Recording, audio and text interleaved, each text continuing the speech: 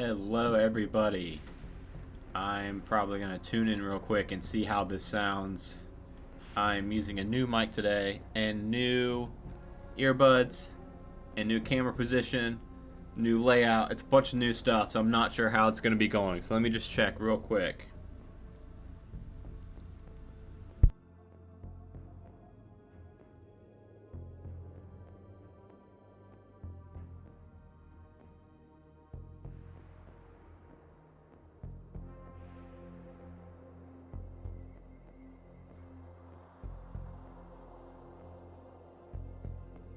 I am definitely hearing some background buzzing on the mic.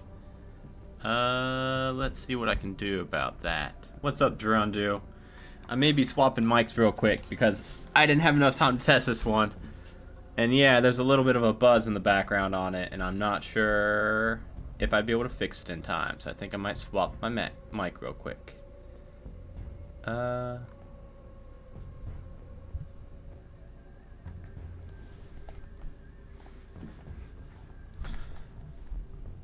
Unless, if it doesn't sound too terrible, I might just keep this one.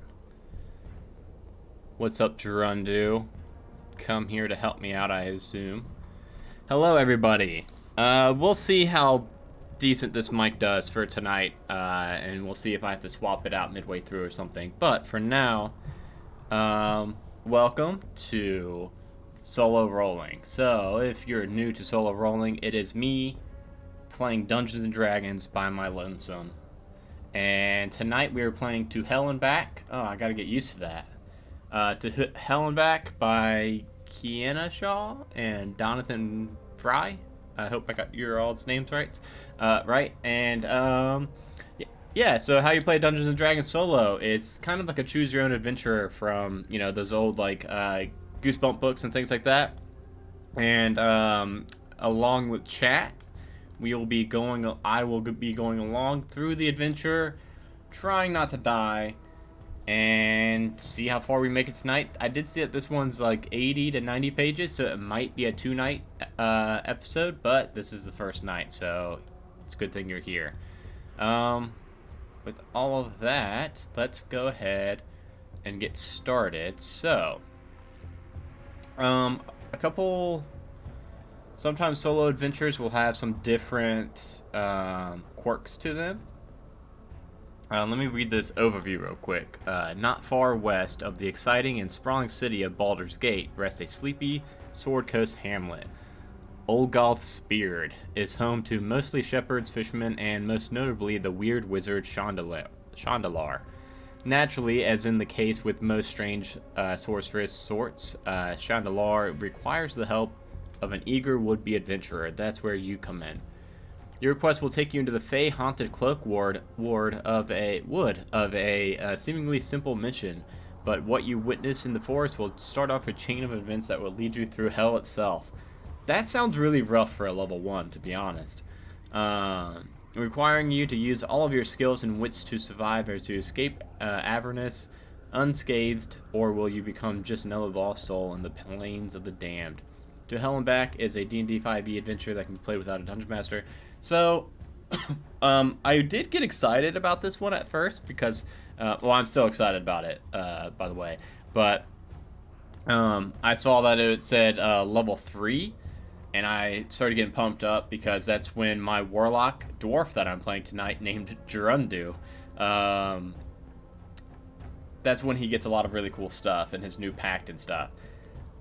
And then I saw that you actually start at level 1, and then you level up to level 3, which is still pretty cool. By the end of it, I'll have my cool stuff I wanted to play. So, going off the path, a lot of this is kind of boilerplate for solo adventurers. You will play a level 1 D&D character. You may choose to set your total maximum hit points, which I believe I did. I will verify in a second here.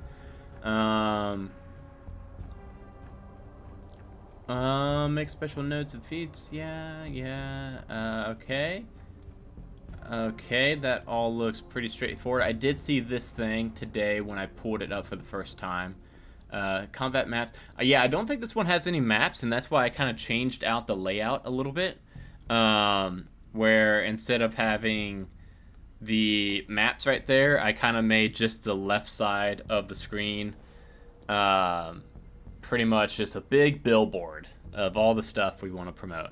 I would have made the adventure bigger, but it just doesn't work like that because it can't get wider. It's only got to get... I guess I could have made it a 2-page, which could have been cool.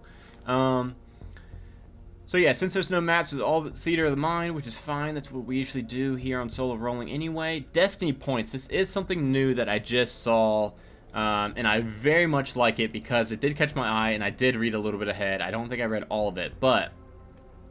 so if every adventurer has a destiny. Destiny points represent the twists and turns of fate that allow your adventurers to be heroic or to escape danger by the skin of their teeth. You begin the journey with 5 destiny points. During your adventures, you can choose to spend a destiny point to overcome an obstacle by automatically succeeding any single dice roll, which is very cool. I really like this next part too. You may also spend a destiny point to survive death. When you hit your hit points would be reduced to 0.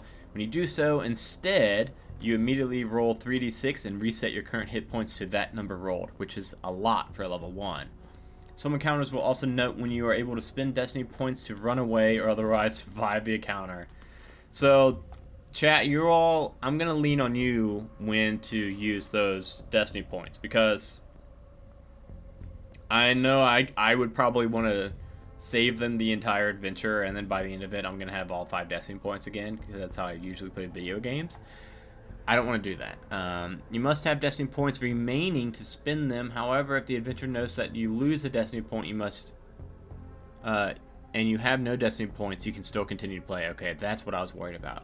Spend your destiny points wisely, as they may be the only thing that can save your life in a challenging encounter. Okay. The amount of destiny points you have at the end of the adventure will have a lasting impact on your character. Cool. Oh, Johnny! Johnny redeemed Call Lightning. Johnny, it's a little early for that. I'm not fighting anything yet, dude. Playing with others. We're not going to be playing with others. So I think we're at Welcome to the Sword Coast. The Sword Coast is the western area of Faerun that runs along the coast of the Sea of Swords, stretching along tall white cliffs. The region is notable for its many settlements and city-states that use the sea for trade. In 1942, Dale Reckoning, DR, the year this adventure takes place, things are fairly peaceful along the coast. While recent decades have seen major political upheaval and chaos in large cities like Baldur's Gate, most of the territory has become settled back into routine. Baldur's Gate. Biggest metropolis along the Sword Coast, Baldur's Gate is a giant hub for commerce and trade, known for welcoming anyone regardless of the race, creed, and history. The sprawling city has a widely diverse population. I wonder if I need to remember anything about that map. Baldur's Gate, Sword Coast, Sea of Swords, Cloakwood, Wood. Why can't I say that? Fields of the Dead. That sounds bad. Okay. Do you guys see my mouse? Yes, you do see my mouse. Yeah, by the way, those chat things that Johnny just redeemed, that Call Lightning thing, that's something that I've been working on adding to the show more things that people can use their chat points for. And I think that Call Lightning is actually like pretty... I should probably make it more expensive because I think it does quite a bit of damage. In 1492, Baldur's Gate is recovering from a couple of decades of tumultuous political tension and upheaval, which came to a head not too long ago after an assassination threw the entire city into chaos and nearly brought about a civil war. Though political unrest still lingers beneath the surface of the city, most people believe the Council of Four that rules Baldur's Gate is in control.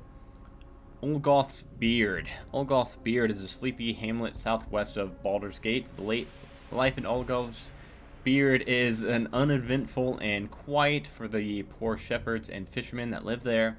An adventurer may note that there isn't even a tavern or inn in Oddball Beard. I can't. There's a lot of words in this one that are proving to be challenging for me. Despite its close proximity to Baldur's Gate, there are no roads to Oddball Beard, and the few travelers passing through must traverse over rolling hills or by boat to reach the town. One of the most notable inhabitants is the eccentric wizard Shandalar, who lives with his 3 daughters in a floating house just east of the hamlet. The Cloakwood. The Cloakwood is an overgrown ancient forest across the river from Oddball Beard. God dang it, I'll say something else from now on. Filled with towering trees and stream-cut ravines, the Cloakwood is a beautiful but rugged place to navigate. There are many stories about the fey creatures and other beasts that lurk within the trees, which is why most people avoid entering the forest entirely. What you need to begin: set of dice. I've got my roll 20, so you all can see my rolls, and I can't cheat, unfortunately.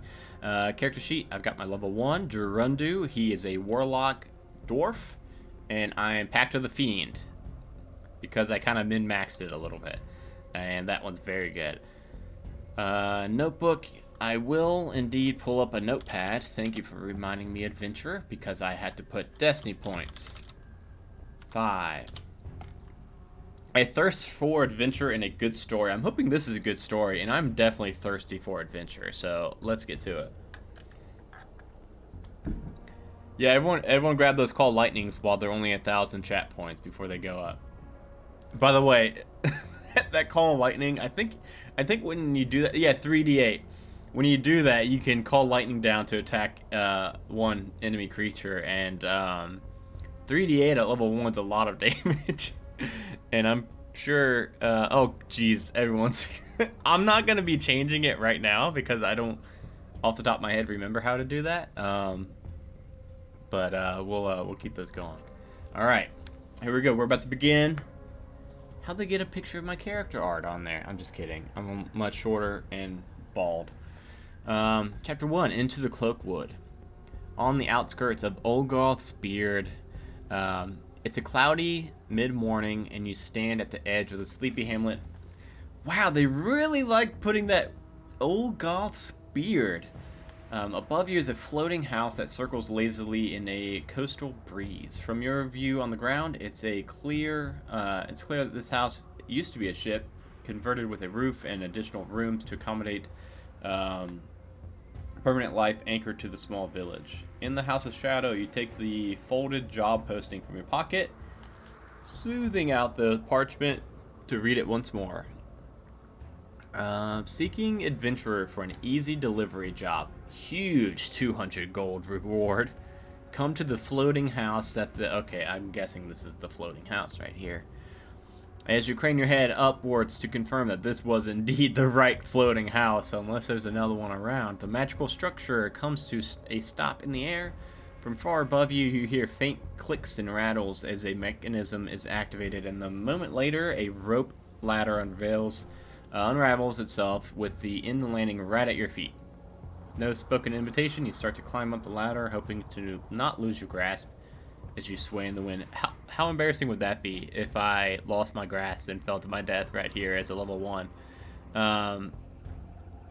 Oh yeah, who folds a paper diagonally like that? Look at that weird fold.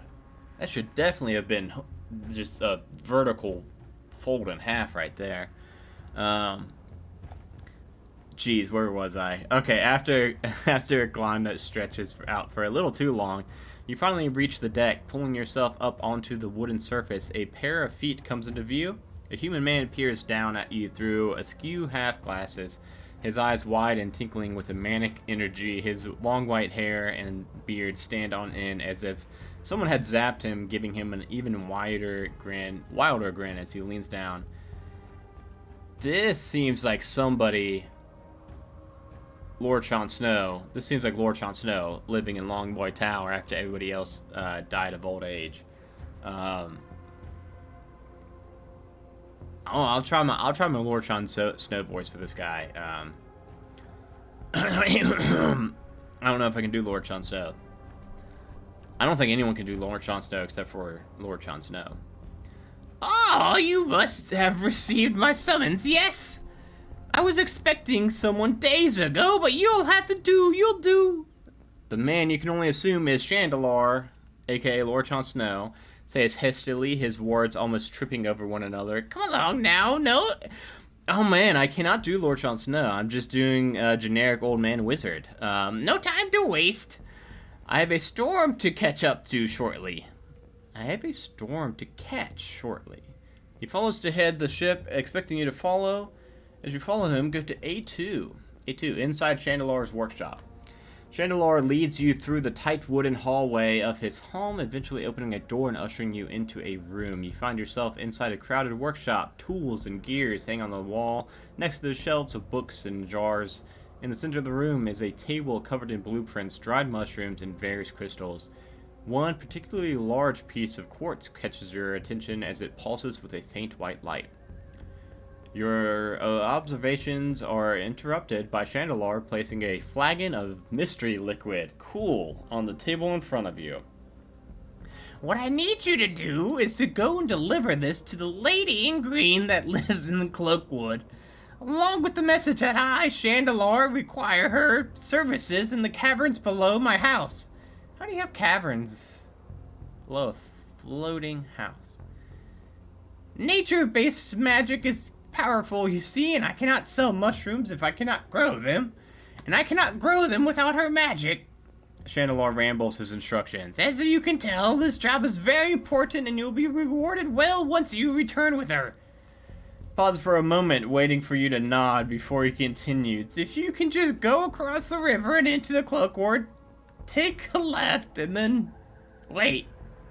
I should have a map here somewhere.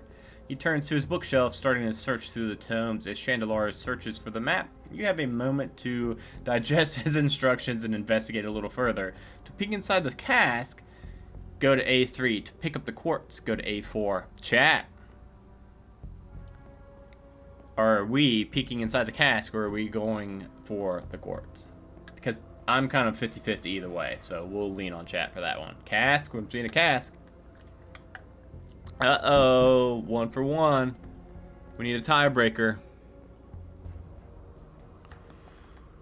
Gerunder, what say you? You usually get me out of trouble for these kind of things.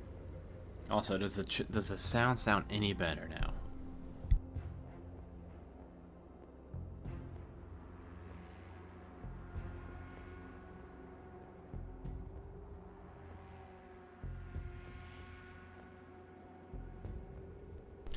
Guess it's not too bad.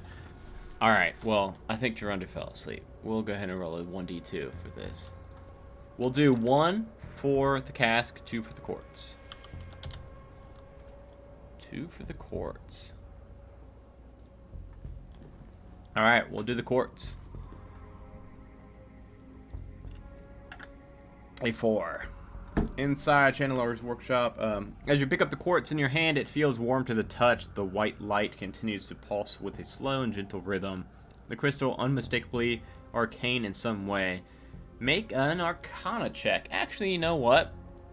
I think I've got a decent arcana. I mean, a +2. I need to sort out my window. An 8. Oof. That's not good. All I needed was a 10. If you fail, it escapes me. You put it on the table before Shandalar noticed that it had been moved. Oh no! I've been busted. I'm not very sneaky. After a few minutes of cursing and shuffling papers, Shandalar suddenly shoots upright and spins towards you with a piece of parchment in hand. Aha! I knew it was here somewhere, I just didn't expect it to find it inside of that. Anyway, here's the map. He places it on the table in front of you next to the flagon. On the parchment is a hastily scribbled drawing of the Cloakwood. Dashed lines show a winding pathway through the forest, dipping into the thickets and the creeks before arriving at a cave. At the bottom of the map is a note written in common. Beware the Cloakwood. In the forest, you will find more dangers than you bargained for. Sounds so good for a level 1. When you finish reading the map, Shandalar claps his hands. Well then, I look forward to seeing you back here again with the Lady of Green. Good luck! Before you can object, a glow emanates from your feet. You look down and see that you're standing in the middle of an arcane circle. With a blink, you are no longer standing in the home. Oh, I still got the flagon of mystery liquid. Oh, jeez. He didn't give me like a knowing wink and say, you'll know when to use this. That would have been much more helpful. Oh, hey, Kiena? Is that how you say your name? If so, welcome to chat, and thank you so much for making a solo adventure, and this one seems amazing so far.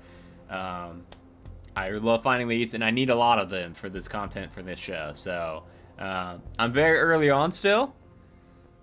But yeah, so far so good. Not dead yet, so that's good. I've got mystery liquid, so we'll see how that goes. At the Cloakwood's edge, you are standing... Oh, speaking of... real quick, has the chatbot... Yeah. Chatbot should be posting links to this throughout the adventure, by the way, you guys. At the Cloakwood's edge, you are standing in front of a large ancient forest. Gnarled and twisted trees tower above you, their branches intertwining into a dense canopy. Very little sunlight pierces through the leaves, covering the forest floor in shade. The sound of distant water mixes with the buzz of insects, and the air is filled with the smell of decaying leaves. Speaking of, I'm gonna get us some... Now that I know where we are in a forest. Let me find some forest sounds for everybody. Oh, this one's called Mushroom Forest, and it's new, so I think it should be good. Pop that on there. As you consult your map, you notice two pathways in front of you. The one that the map guides you toward in a narrow path on the left, barely visible through the overgrown brush. You quickly realize that you would have to spend a lot of energy and time bushwhacking flora to get anywhere that way. The yellow trail is a well-trodden and clear path on the right. It seems a much easier walk, though it would mean trying to navigate without the help of the map. So as a warlock, I'm not necessarily the best at hacking away shrubbery. But then again, I'm not very good at navigating my way if I get lost. So... this seems like a good another chat thing. Are we going to take the overgrown path that the map shows, or are we going to take the clear path? Stick with the map, Danny says. Let me try to get... Alright, we'll do the map. If you take the overgrown map, go to A9. Here we go. You push your way through the thicket, bending foliage out of the way as you carefully navigate the dirt path. Branches and leaves snag on your clothes and bags, slowing you down on your trek. The path dips down into the shores of a ravine before taking you back up and winding through crowded trees. Though you can't see the sun through the canopy, you believe that you have been traveling for over an hour. As you stop to take a breather and drink some water, you hear the skittering noise above you. Oh no! I don't like that. Perception check. I don't like skittering noise. What was that, a perception, right? Oh, a nat 20. Oh, first nat 20 of the night. Hey, everybody in chat, get ready for a sticker giveaway. Reset. Boom. There you go. Let's give away a sticker for the first nat 20 of the night.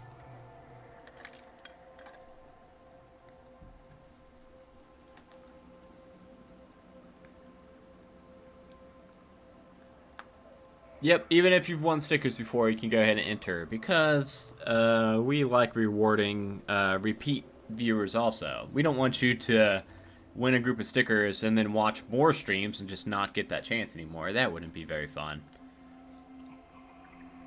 So yeah, type in ! giveaway, and we'll say in 10 minutes at 8:10, I will draw the winner for that giveaway. And in the meantime, we will see what I just saw with my very good eyes. If your check succeeds, you spot something glimmering in the faint sunlight. On closer inspection, it is a giant spider's web. That's what I was kind of thinking it was going to be. Following the web threads with your eyes, you see that it spans the entire width of the path directly ahead of you. It looks like it would be big enough to catch someone your side. Hi. Good night, love you. Good night, love you. Want to say hi? Yeah. Say hi. Hi. Say good night. Good night. Love you. Good night. Don't you. That mic's a lot louder. Love you. What? Good night. Can we close that door, please? What? It's a new mic. Love you. Good night, love you. Sweet dreams. Sweet dreams. See you in the moon and moaning. Good night, buddy. Good night. Close that door, please. Sorry about that. We were finding creepy spiders. Not cute kids. It looks like it's big enough to catch one your size. However, you also spot a tear in the web, allowing you to safely sidestep the spider's trap. Oh, that was a very, very good thing to roll a nat 20 on. Do I get to just... the entrance of a cave. Oh, I just get to go past all the spiders? Are you kidding? Yes. After walking through the Cloakwood for another hour, you turn a bend and find yourself... Did I click that right thing? Did I... Was I... That was right? If your check succeeds, go to A15. Okay. Yes. Okay. I thought you meant I skipped the spiders. Like, I was still supposed to fight them, but now they don't have sneak attack on me. That's what I usually find in these solo adventures. If you do get to see it, it's like, congrats, you still have to fight this thing, but now they don't have sneak attack on you. So that's why I wanted to double check that I was actually supposed to walk past that. Okay, awesome. After walking through the Cloakwood for another hour, you turn a bend and find yourself in front of a cave. You can see delicate leaves and flowers carved into the dark green stone and marks the cave's entrance. You feel a soft, fresh breeze from the opening and see a faint purple light emanating from much deeper within the cave. Confirming your location with the map, you're sure that this is the dwelling of the Lady in Green. As you put away the map, you hear something carried along by the breeze that escapes from within the cave. The sounds changing, becoming melodic, a human humming a soft and soothing song. Pulls you toward it. Oh no. Saving throw. To resist the cave. Wisdom saving throw. Oh, I'm proficient in wisdom saving throws for some reason. Are warlocks proficient in saving throws? And I guess so. What did I roll? An 8. Not very good. Gerundo, you're not rolling very well tonight. Just joking, Gerundo. Let me put on some cave sounds now, because it sounds like I'm going in a cave. Cave. There's a couple different cave ones. I guess I'll put this one on. See how this one does.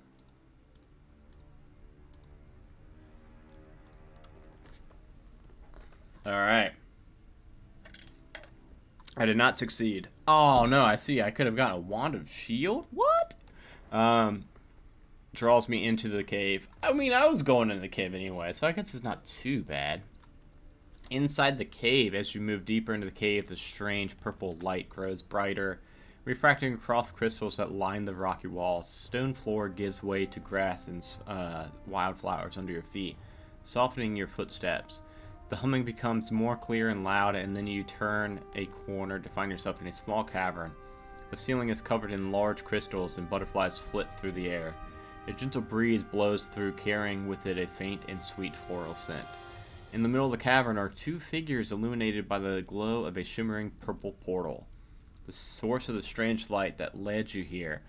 One of the pair looks to be a blonde elven woman in a green dress, sitting with her legs tucked under her. The lady in green looks down at her companion, and a soft smile touches her lips as she hums. The other figure appears to be a human woman sitting on the ground with her head resting on the lady's lap. She is dressed in a heavy gold chest plate and a black skirt that spills out onto the grass. Black war paint streaks across her pale face and her shaved head, giving her a fierce appearance, but her eyes are closed and the expression cast across her face is serene. As you take one step closer, the humming abruptly stops, and you can see the lady in green staring at you with a flustered expression. She stands up quickly, and her abrupt, hasty rise reveals that beneath the lady green skirt, she stands on a pair of hairy goat legs. The armored woman follows suit, rising majestically, her serene expression now gone, replaced by a burning scowl. "How dare you trespass in my home?" the lady in green demands. Though her voice is sweet, it carries a resonating anger. Her hands bunch into the skirt. Her face is flushed red. "Get out at once." The armored woman takes the lady's hand and presses a short kiss to her knuckles. The woman then speaks with a proud voice that booms over a chorus of 100 quieter, tortured voices whispering the same words. "Do not worry, my lady. I will make certain they are dealt with, as I always do." As her promise, she turns her attention back towards you, and you see her form flicker. For a moment, you see armored woman's true sinister form revealed. Her eyes glow red, black feathered wings explode from her back, and a halo of fire erupts from the top of her head. What am I going to do at level 1? You hear the lady, "Be gone, you fool of a mortal," the terrifying being's many voices echo. The portal flares with arcane energy, though now that magical light changes from purple to a deep crimson. The armored woman lifts a hand, and before you can say or do anything, she snaps her fingers, and the red light floods your senses, forcing you to close your eyes, and you feel as though you are falling and falling and falling until you can feel nothing at all. Oh!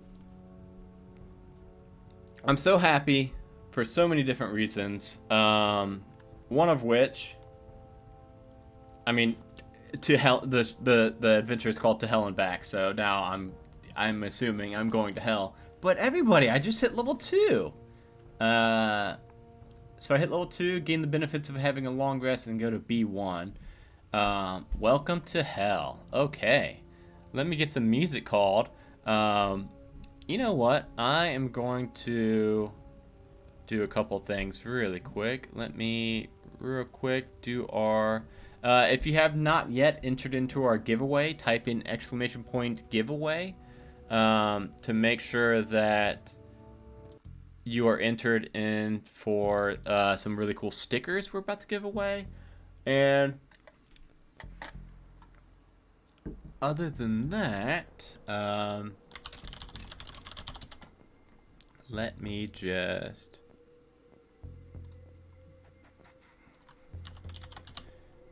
Gotta get my character to level 2 really quick. It shouldn't be too hard. I actually had it to level 3 at the beginning because I thought I started at level 3 and I didn't realize that I just hit level 3 during the adventure. Which is cool. I like leveling up during the adventures. It's really fun. So, Gerundu is now level 2. Let me make sure that it did indeed keep my max HP. I think it did. Oh, I pick invocations now, but I already got them in mind. I went with Agonizing Blast, and I went with... oh, I can't even pick that one yet. I think I'll wait to pick it because it did let me pick it earlier when I was already level 3. So I guess if I just wait till I'm level 3, I can pick it. It's the gift of many gods or something like that. And spells? Do I need to pick new spells?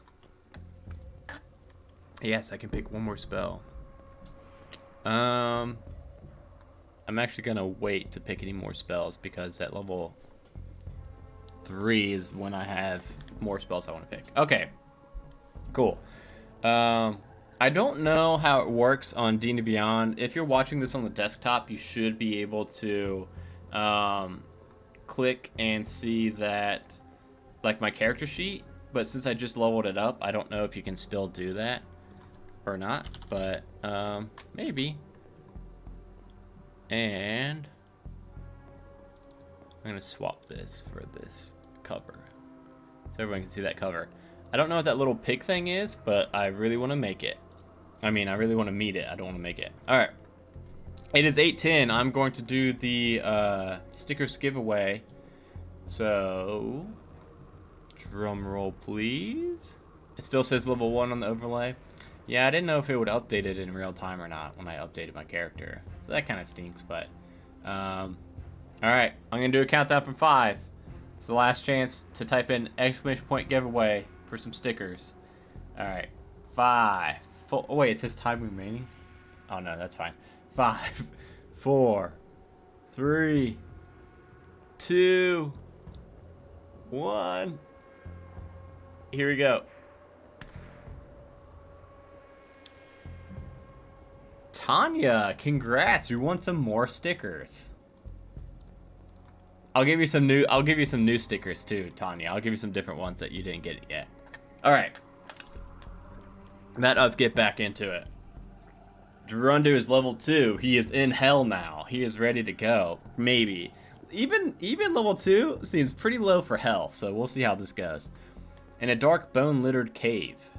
You open your eyes and you find yourself lying awkwardly in a pile of objects that press sharply into your back. The area around you is gloomy and dark, barely lit by a single torch glowing with a dim but pure white flame. You struggle to push up your feet, and as your eyes adjust to the dark, you find yourself in a large cave.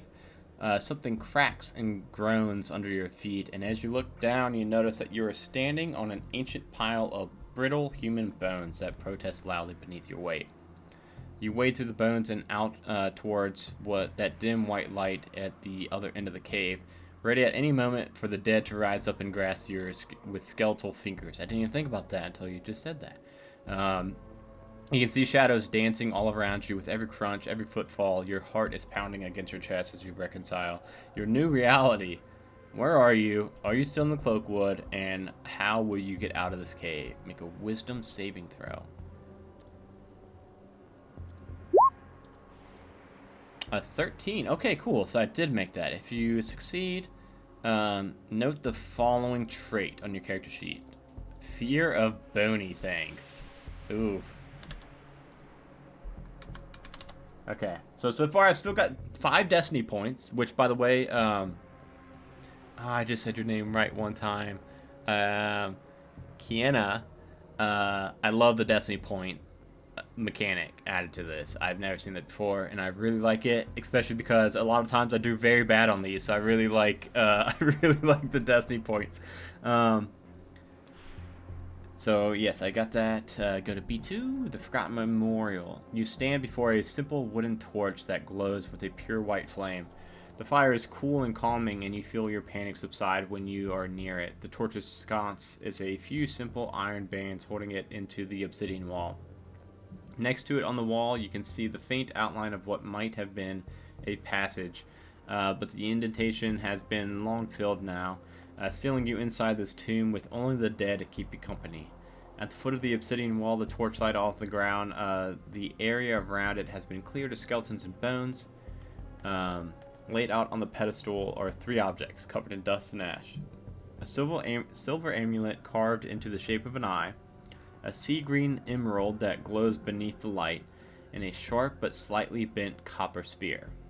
The base of the pedestal has beautiful runes etched into its surface. If you understand Celestial, I don't think I do. Languages, nope.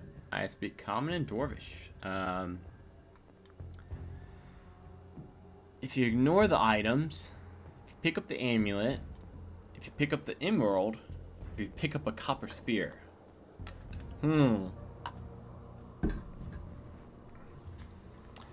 Yeah, I'm definitely going to need those destiny points, I'm sure. Hey, chat, what item should I pick up in case I only get to pick up one? Which one should I go for? I'm trying to think what I myself would pick. I don't think I would go for the spear. As a warlock, I just don't think he'd be very attracted to like a martial weapon. I like the emerald and the amulet. Spear, amulet. Spear, amulet.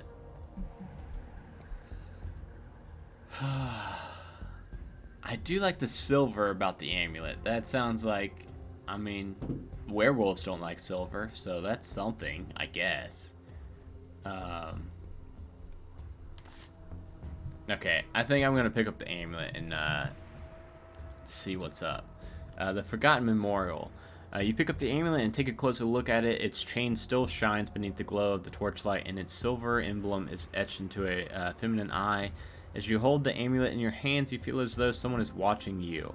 Even here it is in this grim place. If you would like to put the amulet back and examine a different object, okay. Otherwise, continue reading. So I cannot continue reading unless we commit to this.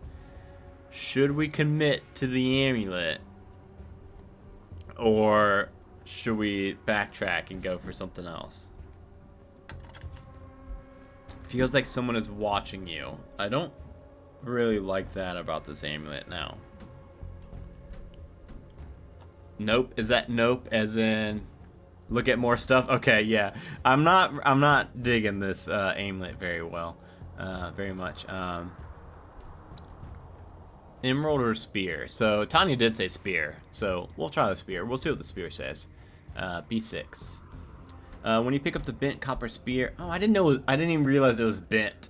It seems to be nothing more than an unremarkable, broken old weapon. A moment later, feel a crackle of energy trickle into your hand and up your elbow, and you begin to hear a soft buzzing in your right ear when you grip the half of the spear. If you would like to put the spear back, okay. Now this one's tricky. I don't know if that's a good soft buzzing in my elbow, or go pick up the emerald soft buzzing in my elbow. What do you all think?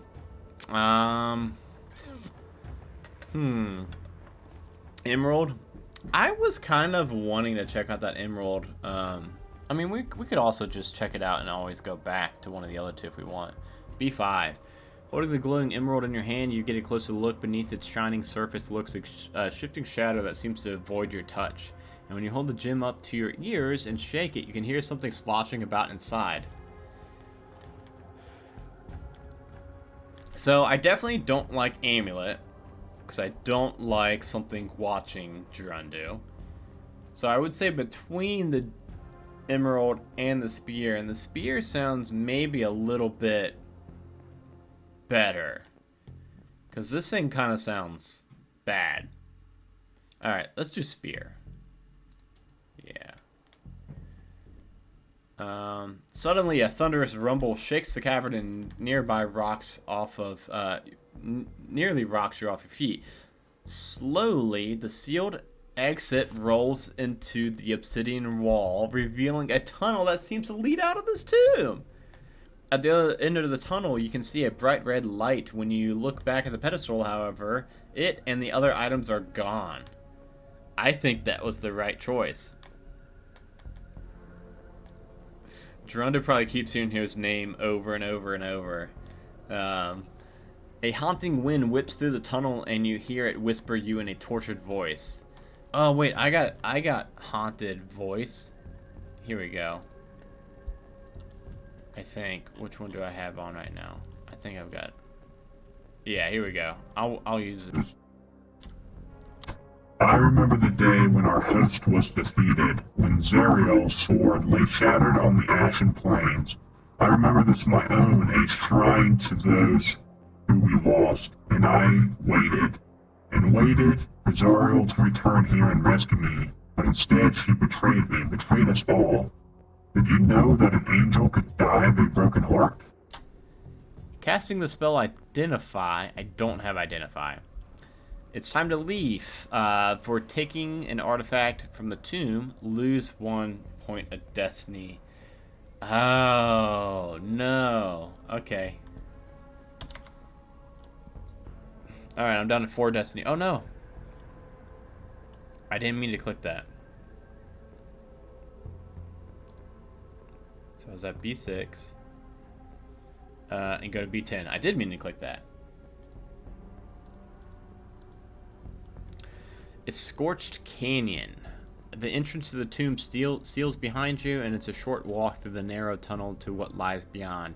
As you get closer to the red light at the other end of the underground corridor, the choking air becomes dry and hot. When you emerge, you find yourself standing on a ridge overlooking a lifeless canyon of obsidian rock dotted with crimson sand and ruined, scorched buildings. Everything about this hellish landscape seems dangerous and alien to you. There is no sun, nor clouds or stars in the bloody red sky above you. Instead, you see streaks of fire shoot across the horizon, blasting the wasteland wherever they fall. You are so taken by the shock of what you are seeing that it takes a moment to realize that there are voices coming from beyond the ledge of the ridge you're standing on. Nah, strip 'em first, then you drag 'em, you big oof. Oof. It's too hot to lug anything around we can't barter. And we've got to get this machine working if we got to survive getting back across the river before Mad Maggie and her gang catches us out here on her turf. You hear a nasally man bark, his voice crackling several times. Oi, Rob! What do you think we can get for these robes? Might make a good disguise. Deep female voice bellows back, sounding almost merry despite the oppressive surroundings. Oh, we'll get a big nothing for these robes, 'cause you're covered in blood. I swear, Amelia, if you weren't so good at murder... Rob bemoans, his voice crackling again at the end. Oh, Rob, that's one of the nicest things you've ever told me. Amelia answers obliviously before their dialogue trails off. Shoot. That sounds like 3 people I've got to fight.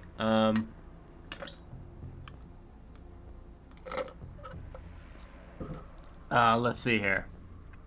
As you peer down over the ridge, you see a crimson sand dune nestled up against the foot of the hill you're on. And there in the shadow of the ridge, you see Rob, a bald dwarven male, I got some competition, with a long black beard, wearing a loose-fitting tunic and sanding pants. Arguing with Rob is Amelia, a tall, tan-skinned human woman wearing battered armor, shield, and helm. Both of the figures are armed with long swords, while the dwarf also has a light crossbow hanging from his belt. It only takes a moment to realize that Rob and Amelia are bandits, and you watch them drag several black-robed corpses through the sand away from a great metal machine. The dark steel machine that the bandits are dragging the bodies away from immediately steals your attention. Its 20-foot long body is mounted on many wheels of varying sizes and is reminiscent of a carriage, but only vaguely so. The wheeled machine is encased in dangerous armored plates that are wrapped in black chains and decorated with jagged, intimidating steel edges. At the hood of the machine, where its width narrows, is a large humanoid made out of wax, its expression twisted in perpetual torment. On the top of the machine is a slender metal cannon loaded with a long iron harpoon. Meanwhile, 2 smoking silver rods that remind you of oversized magic wands are sticking out of the machine's tail. I really want to play Avernus. What's that campaign called? Into Avernus? No.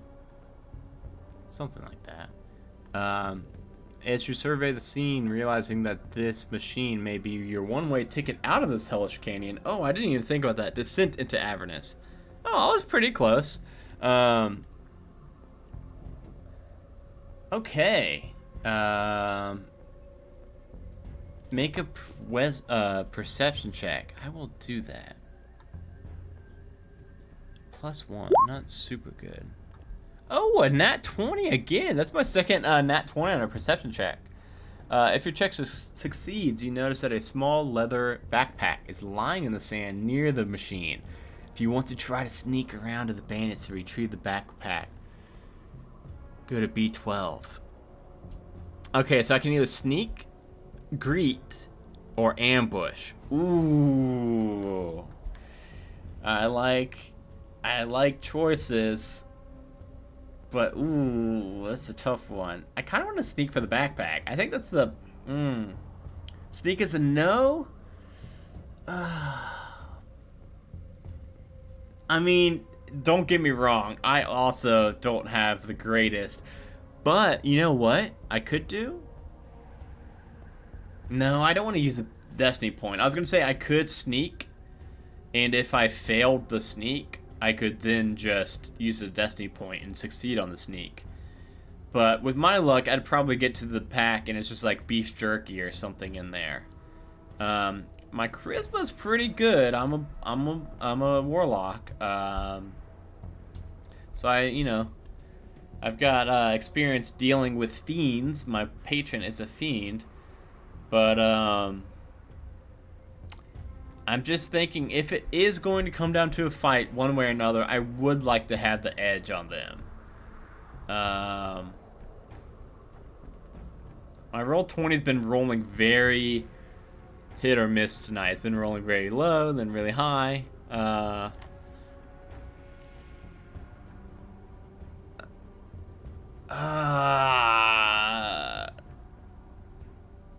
Okay, I think I'm gonna have to do a poll because I've seen all the answers, and we're gonna go with whatever this poll says.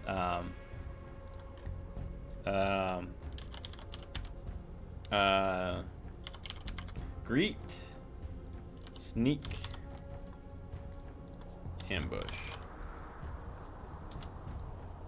Alright, let's go ahead and do that. So that will be exclamation point 0, exclamation point 1, exclamation point 2.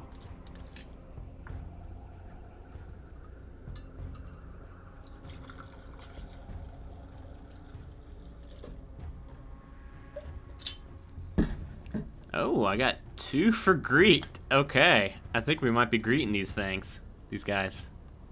Guys and girls.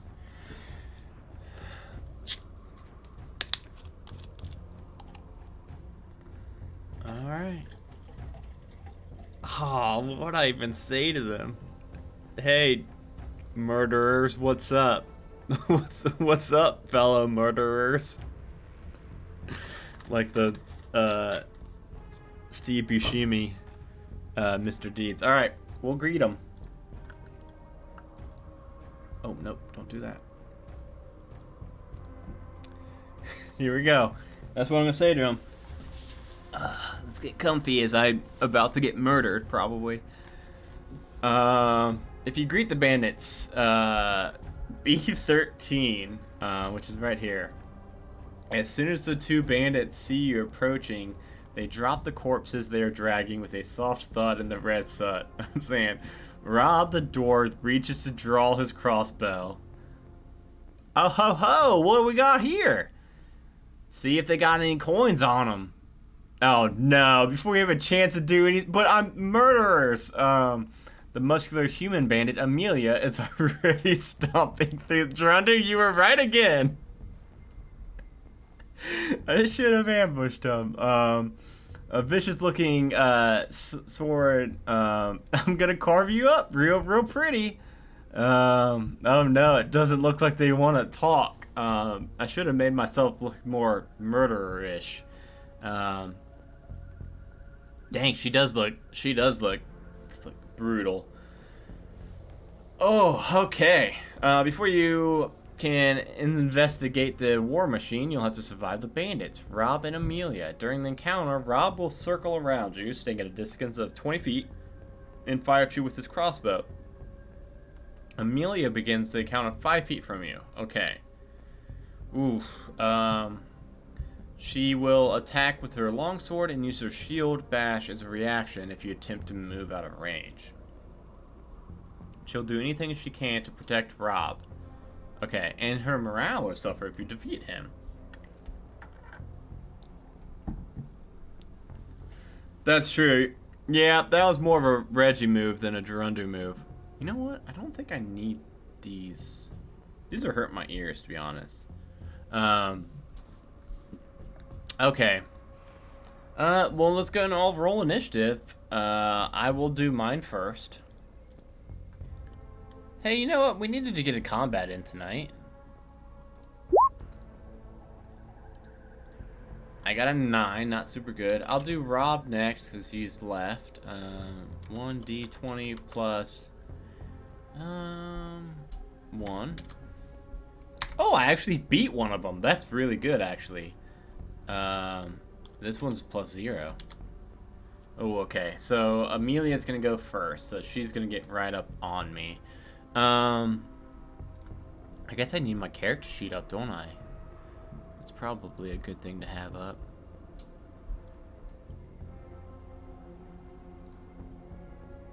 Okay.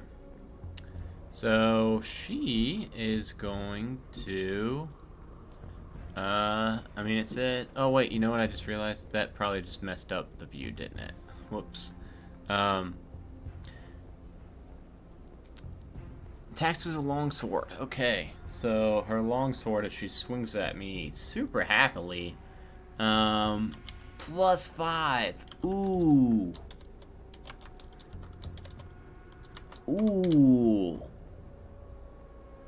Ooh, 19. Oh no. Oh, gang. Bum bum bum. Let me just kind of like look through my stuff real quick to see if I've got anything to kind of do something.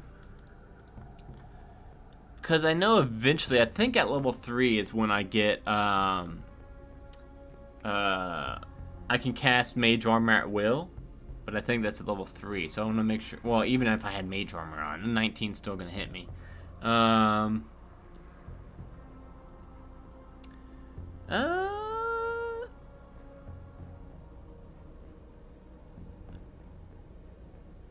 I did think the Fiend gave some kind of let's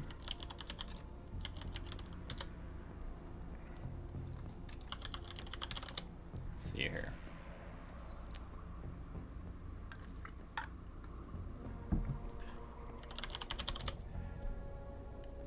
I know you all can't see what I'm searching for right now. I'm pulling up the Fiend subclass real quick. Yeah, expended some, starting level 1, when you reduce a hostile creature to 0 hit points, you gain temporary hit points equal to a charisma modifier plus your level. That's really cool. Okay. That's awesome, so I just need to kill one and I can get 4 temp HP. I would like that very much. But for now, I'm gonna take 7 slashing damage from this longsword. I can't see a way to not.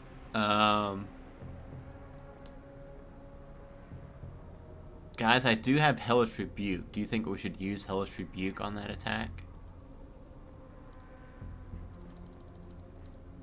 I'm down to 12 HP out of 19 right now.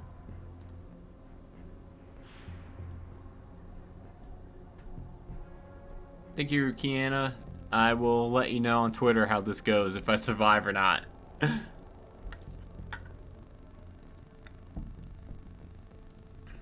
Yep. Alright, I'm gonna do Hellish Rebuke against her.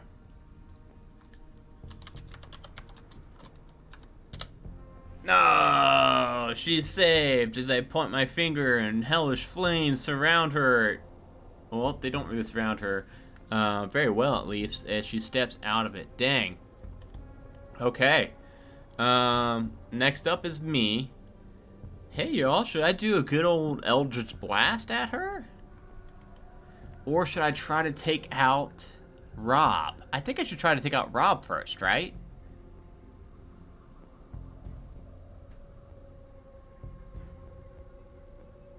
Yeah, I think I need to take out Rob first, because I know I'm metagaming a little bit, but I'm seeing that she's got this poor morale where if Rob dies, she gets way easier to kill. Plus, Rob is easier to kill, too. Plus, she's on me, so I would have disadvantage using a ranged spell attack against her. So I'm going to Eldritch Blast at Rob. I need to get a 12.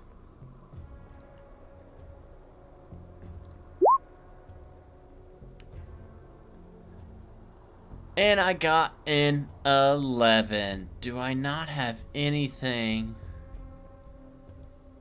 Ah, no. Guys, this ain't looking good right now. I'm probably gonna need to use those destiny points on this one. Actions, those are my actions. Bonus actions? No. Okay. Alright.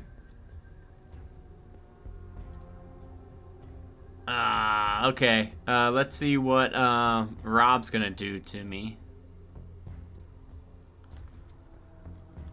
Rob's got a hand crossbow, +3 to hit.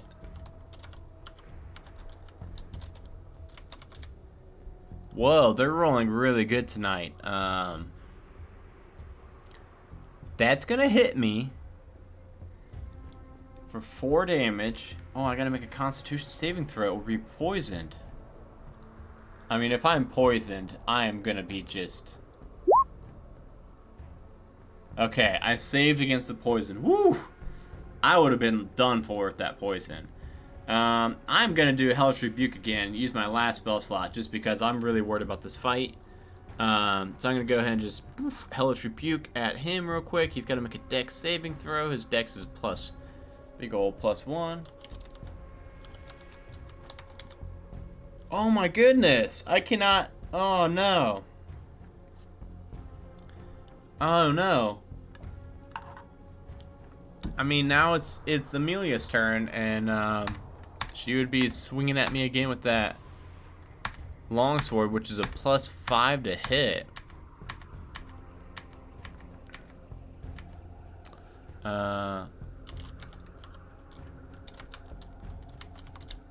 Holy cow. Oof. Ooh. Guys, what do I do? I've never played a warlock. How do I win this? Oh, the storms! We've got 2 call lightnings. I'm gonna do that. I will do that after I take this hit of 7 points of damage, though. I'm down to 5 HP, by the way.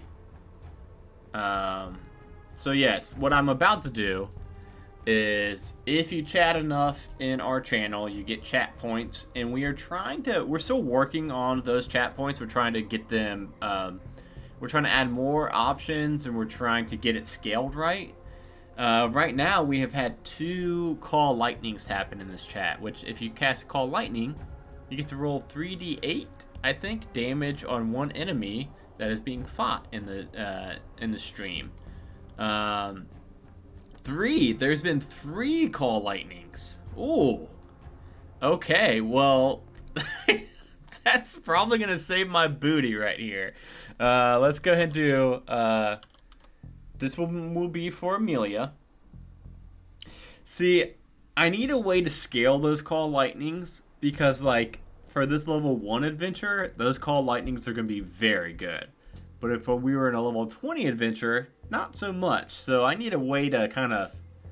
I guess I can make cheaper call lightnings and lower damage. And then I can make more expensive ones that do more damage. I'll do that. But for now... Wow. She'll take 8 points of damage as a lightning bolt comes straight out of the skies of hell. And then 11 points as Amelia is struck dead. Thank you, chat. And then 1, for good measure, 1 towards Rob. 11. Ooh, Rob's almost dead. Rob's got 2 points of hit points. His armor's kind of hanging off of him, all scalded from that. He looks like a cartoon character, all of his hair. Well, I think he's bald, isn't he? His beard is all poofed out. And it's my turn, and guess what? I'm gonna try to kill him with the freaking Eldritch Blast. An 8. Ooh. You know what? You know what's really bad? It is now Rob's turn. He was probably very angry. Yes. Rob's probably very angry at me right now. Even though I didn't call down the sky lightning, that was you all. That was you all in chat. But he doesn't know that. He's going to try to shoot at me with his plus... It's only a +3 to hit. They have not missed once this entire combat, and I have not hit once this entire combat. So it's supposed to be 4 points of damage, or I could roll for it. I'll take the 4 because I've only got 5 HP. I've now got 1 HP, and I've got to make a Constitution saving throw or be poisoned. 16. I am not poisoned. Okay.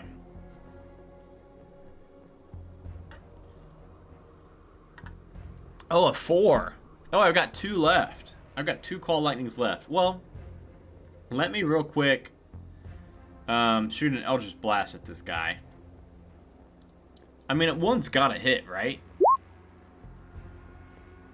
23. That does indeed hit for 8 points of damage as I just destroy Rob with my Eldritch Blast are like a purple-green mixture. Dang. That was rough. And if we weren't streaming this and we didn't have like the Call Lightning stuff, I don't know how I would have beat that. I don't think Warlocks are like the greatest for solo adventures. So that was probably part of it. But man, that was rough. Oh, I forgot that you could escape encounters by using Destiny points. I forgot about that, but that's good we didn't use that. If you manage to defeat both bandits, you will find the following on their bodies. A soul coin, a heavy black iron key, 2 long swords, a hand crossbow, and a small vial of pulsating liquid. I got a lot of weird mystery liquid.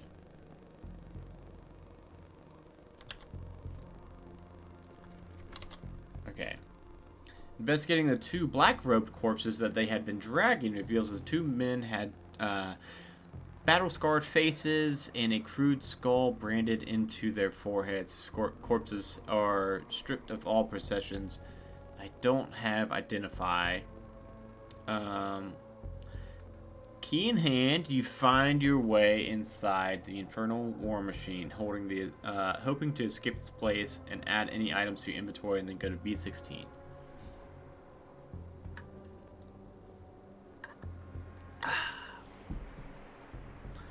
B16, you jump into the infernal war machine and close the door behind you. Its hinges creaking with rust. The interior of this large vehicle seems to be able to seat up to 8 individuals, and several of the seats in the back are currently occupied by several sand-blasted skeletons. You feel a cold chill run down your spine as the wind howls hungrily outside of the machine. The skeletons rattle a bit, and one of their hands falls off, disappearing beneath a back seat. If you have marked on your character sheet the fear of bony things, take 1d10 psychic damage. You know what? Real quick, so we're on page 21. I think I might have supposed to have not taken the fear of bony things. Oh yeah, it says if your saving throw fails, and I succeeded on that wisdom saving throw. Okay, I was gonna say, I was like, that sounds like a bad thing that happened to me. So I don't actually have fear of bony things, which is very good, because that would have that would have killed me. I'm sorry. I thought it said if you make the save, and now with this new setup, the chat's very far away to the left, and I think I've been missing some of the chat. By the way, I'm gonna check this audio again and see if that little buzz is still there.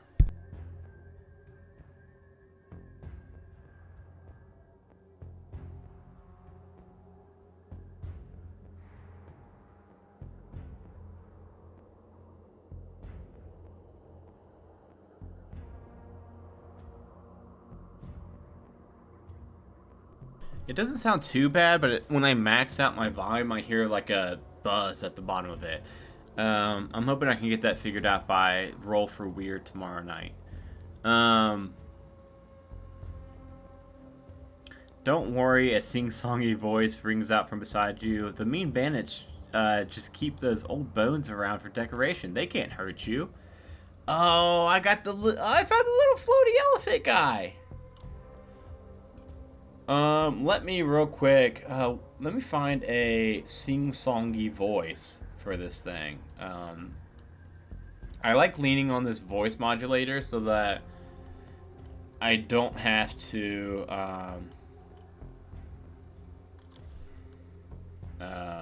do as many voices. How's this sound? Does it sound like the elephant? If I talk in a sing-songy voice.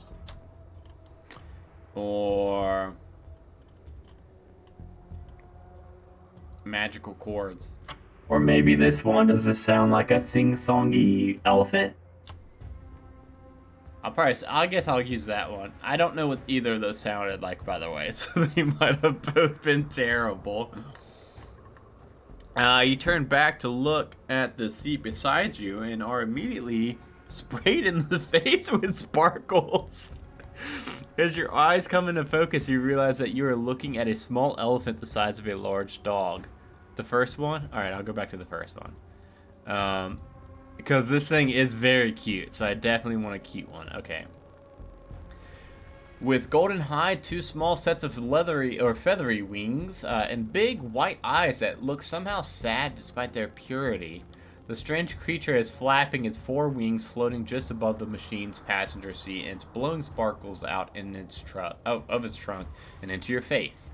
As the creature stops spraying you in the face with sparkles, you feel a wave of calm and happiness come over you, washing away the dread you felt before. Hi there, I'm Lulu, and I'm a hollyfant. At least, I think I am. A devil with 6 tongues told me so the other day, right before he tried to eat me. The small elephant-like being blurts out and then continues, not slowing down until it runs out of breath. Wow, I've never met anything make it out of that cave alive. You must be very special, huh? So tell me, my newest, bestest special friend, how did you ever get out here? And what's it like inside that creepy cave anyhow? I think I went in there once, but I can't remember anymore. I can't remember lots of things. Lulu's head falls a bit at her admission, and she blows a small, sad puff of sparkles out of her trunk. If you tell Lulu the truth and how you got here, go to B17. If you lie, make a deception check. If you try to cheer her up, I'm going to try to cheer her up. I am not going to, first, Danielle.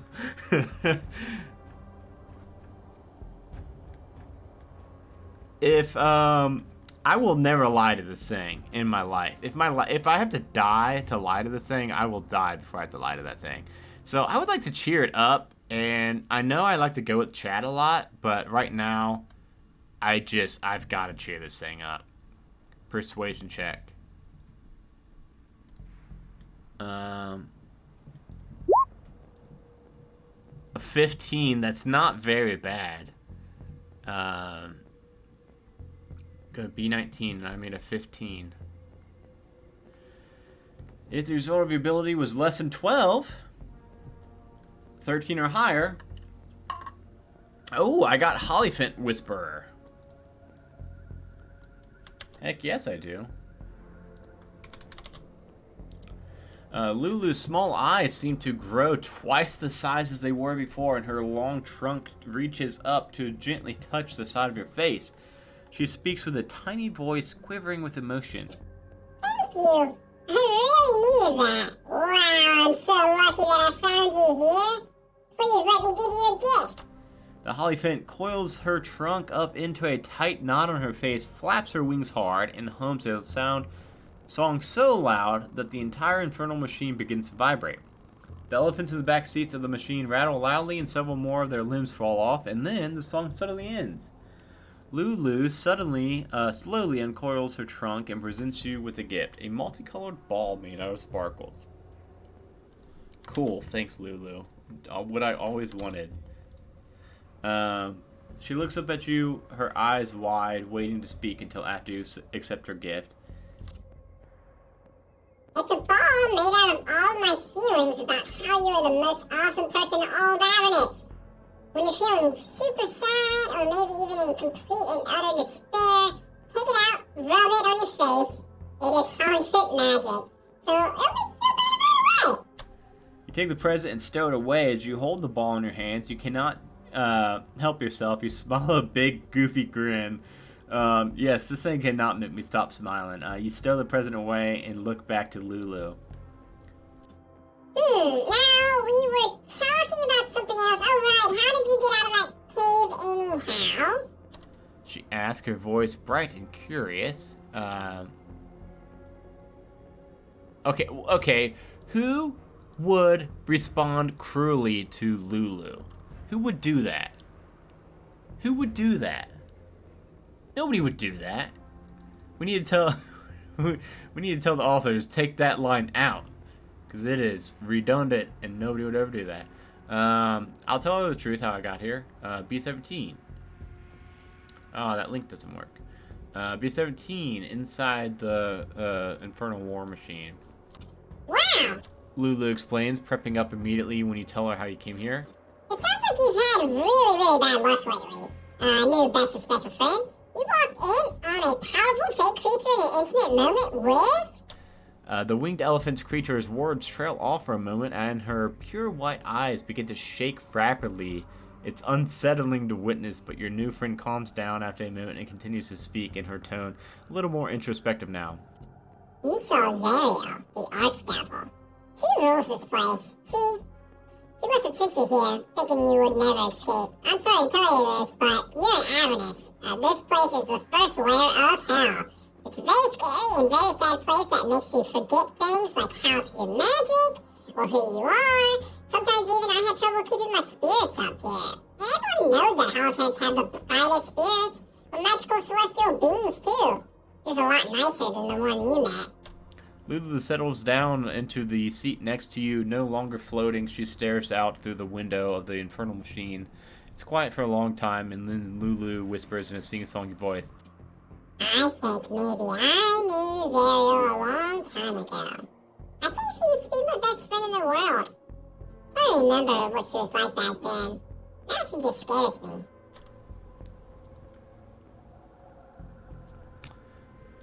Okay, new friend. Here's the good news. I just remembered that I know the way out of Avernus. It's a portal that's not too far from here at all. At the top of this crazy-looking tower.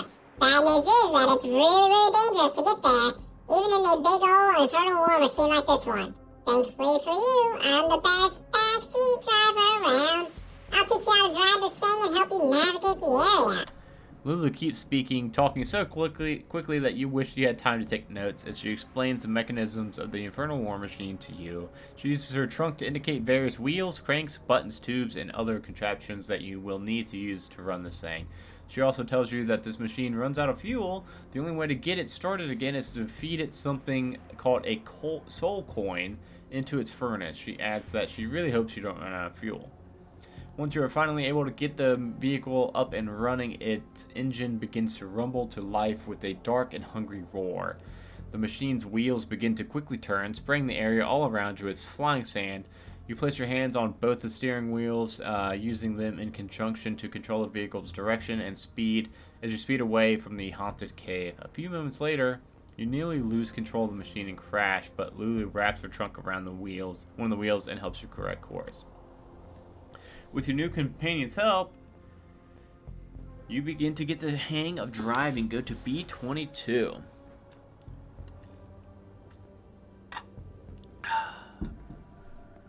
Renegade playthrough, man. Yeah, I guess if you were playing Renegade, but geez, I'm actually very curious what happens if you respawn cruelly. Anyway,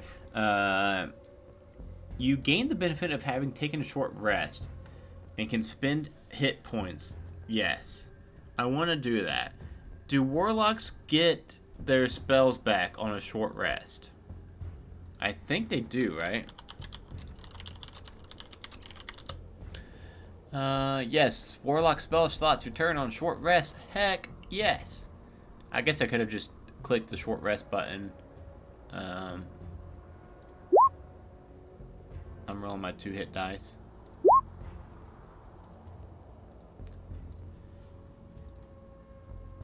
What did that roll for my health to come back? That was a 6 and a 9.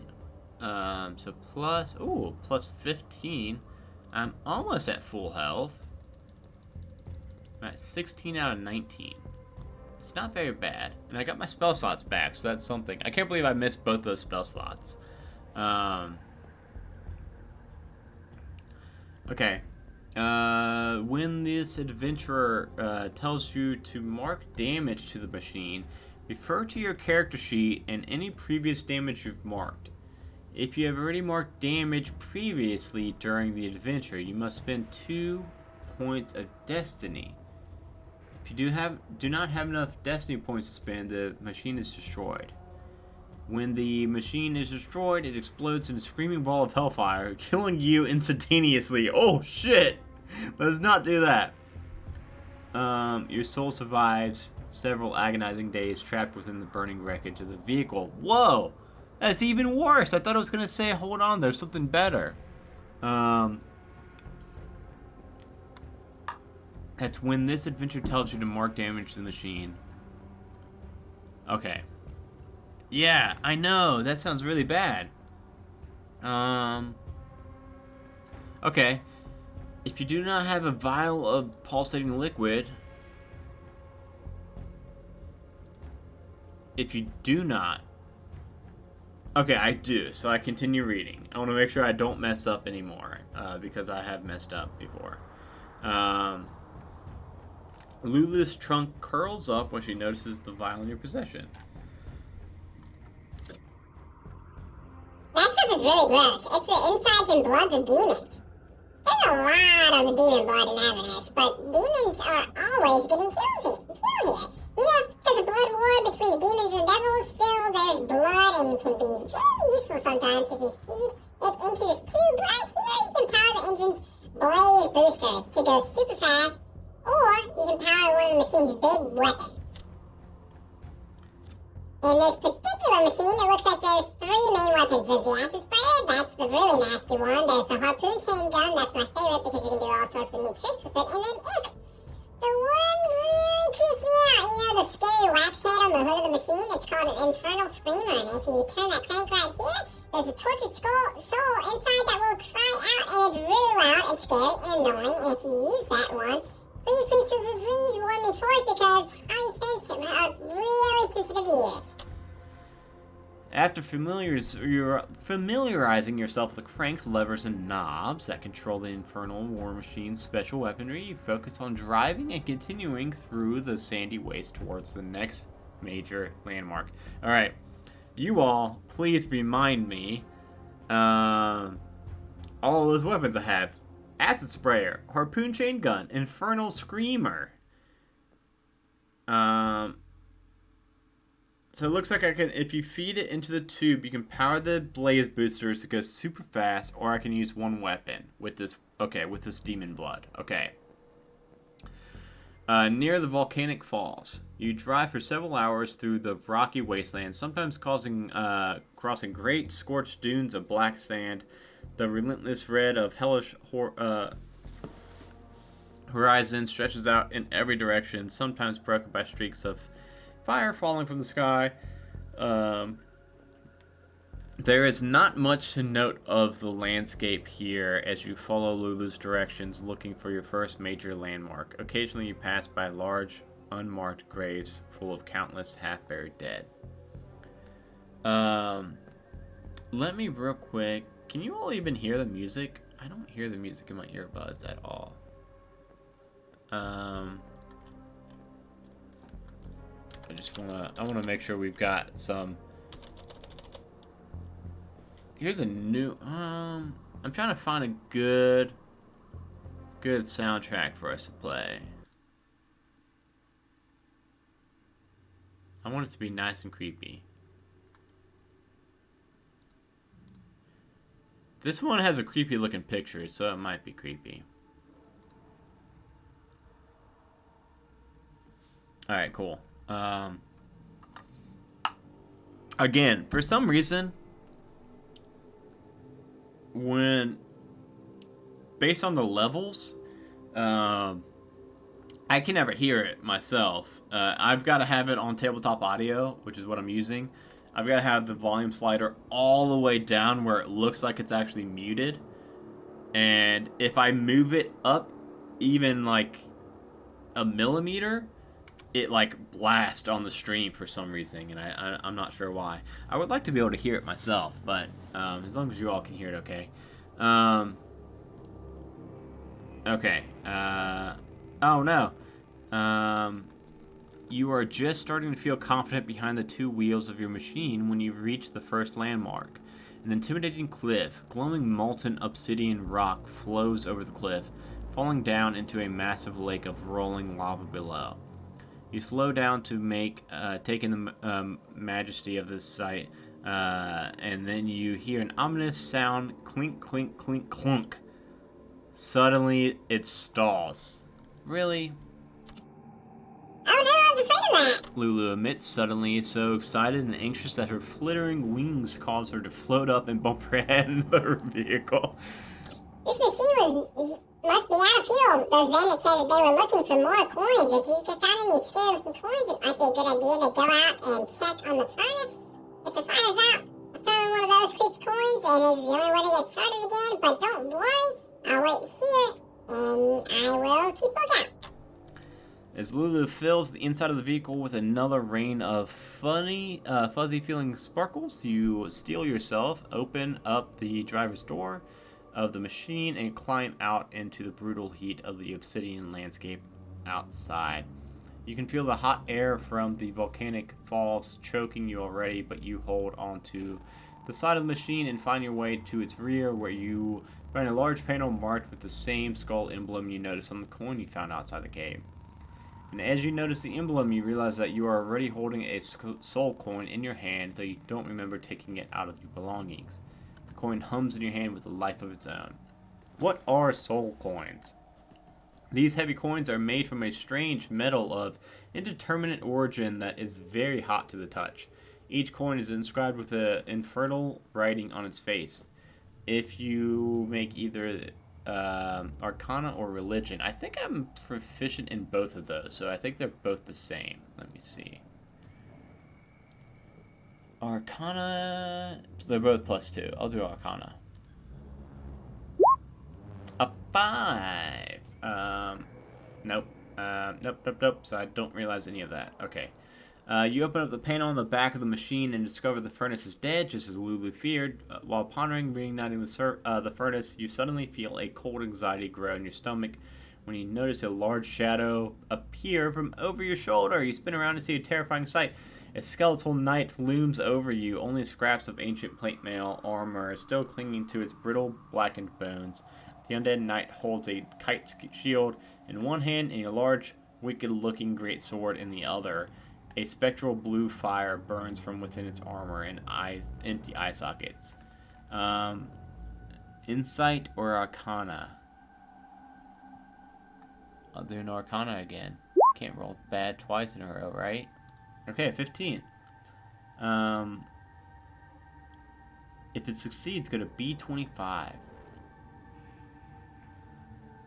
Oh, did I get to skip a fight again? Oh. When the skeletal knight looming before you does not raise its massive sword to attack, you get the feeling somehow that it does not mean you any harm. Slowly, the light brightens beneath the undead creature's half-shattered helmet. A ghostly face appears. I'm just real quick, 1 second. I do see that this thing looks like it's about to start talking, so let me just find, I'll try this one, see how it does. The ghost face is that of a tired old man with sad eyes that seems to stare down deep into your soul. The wind howls, kicking up obsidian rock and carrying out on its dead knight's voice. The ghost speaks to you in gentle tenor that sometimes quivers with some ancient regret. Why you? You are not like the others. You have not been corrupted by this place. Oh, young one, what a pity. What a pity that you've come here to Avernus. Do not let this place change you, not like it changed her. And so many brave people. Oh, what a pity. If you have marked on your character sheet the Holophant Whisperer, I did. Go to B27. After you hear the ghostly knight's warning, You see a spray of sparkles rain down from above you, and instantly you feel a little bit better. Oh goodness. Are these two gonna be talking back and forth now?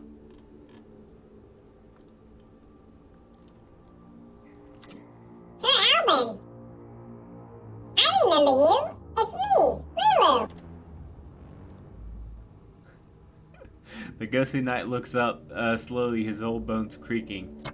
Lulu, yes, I remember you. Zariel's courageous war mount. You were her best friend. I always liked you. Always made me feel like there was still hope, even here. How have you not been corrupted by this place after all this time? Lulu floats down to the perch with her tiny elephant legs over the back of the vehicle's roof.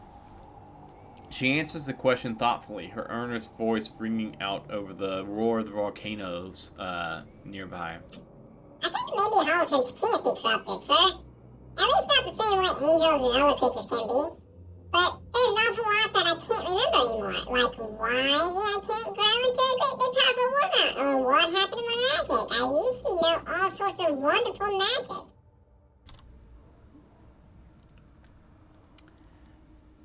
The wind howls again and the ghost speaks to Lulu. Beware, my gentle friend. The river Styx. Many drink from its water so thirsty, but they forget a part of themselves each time. Oh, I think I maybe do remember drink from the big river. The water tasted so sweet. Lulu muses thoughtfully, scrounging up her face adorably as she tries to recall a memory that seems to slip by. Please, adventurer, help Lulu remember and do not let her drink from the dark river. If anyone can reach Zariel and make things right, it's Lulu. They were such good friends, and I still believe the Archdevil can be saved. It is never too late for redemption. If you promise to help Lulu remember her past, note the following trait. Oathbound. Yes, of course I'll help Lulu. I'll help Lulu do anything. Go to 28.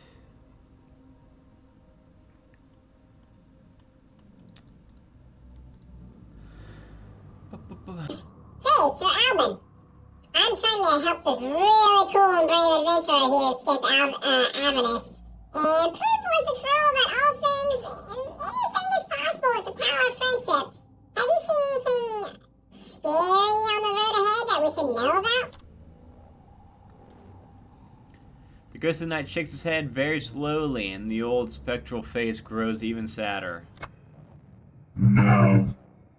I have been stuck here for so long. Long time. This is where I died. Be cut down from my General Zariel. With my dying breath, I forgave her for failing and falling from her path, but my forgiveness only seemed to anger her even more.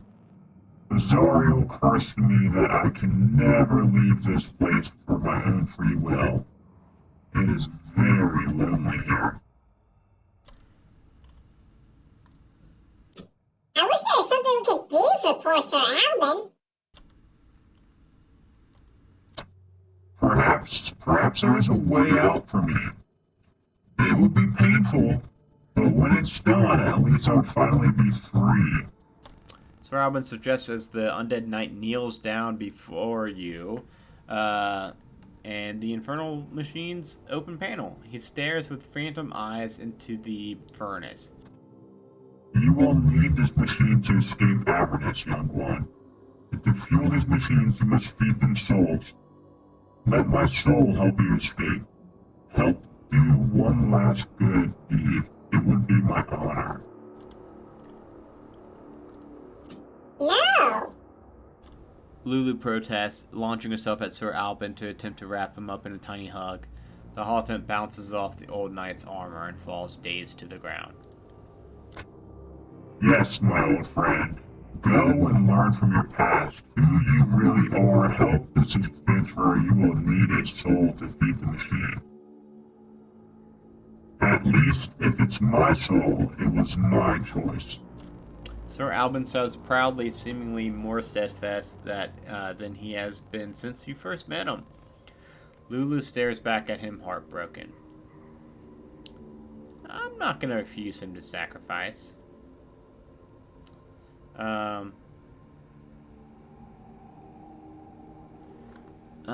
If you refuse, remove the item. No. Okay. B26. So I still have my soul coin.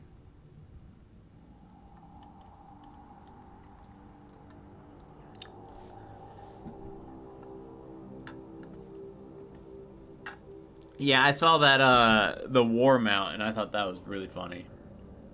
Okay. You hear the long, anguish, piercing scream of a tortured soul as the infernal machine's furnace ignites with a hellish blaze. As the soul coin trapped inside begins to burn, you grimace with the realization that it isn't the metal of the coin that fuels the machine, but the captured soul of a living person. Soul Sacrificer. Ooh. Quickly, you shut the panel into the furnace and jump back into the machine. In the passenger seat, Lulu looks downtrodden as she stares off into the distance. Avernus is a terrible place. It makes people do very bad things, but you can still escape. You have to. She whispers meaningfully, hoping you to do just that. You grab both wheels of the vehicle and speed away from the volcanic falls, leaving the skeletal knight in the steaming lake of liquid rock behind you. You gain the benefit of taking a short rest again. Ooh. I don't have an ancient greatsword. Okay, so let me see what all I need to do. I don't need a short rest anymore because I've used both of my short rest points, my hit points. You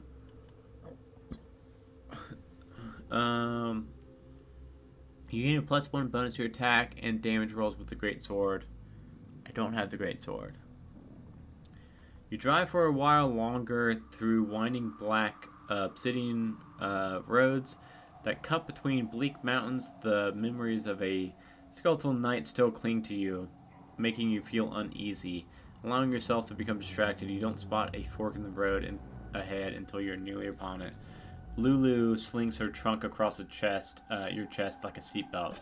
Whoa, slow down! With a squeal of smoking tires, the infernal war machine rolls to a halt a few feet from the intersection. Lulu lets you go and gestures with her trunk between the left downward sloping path and the right path that climbs slightly upwards towards a higher plateau. Roll to the mountains. We just gotta pick our path. The left path goes through some very dark and creepy caves full of all sorts of nasty critters. It's like a maze down there. The right path leads up the path near the top of the mountain. It's sort of a shortcut, but for some reason those fireballs that fall out of the sky really like to land there.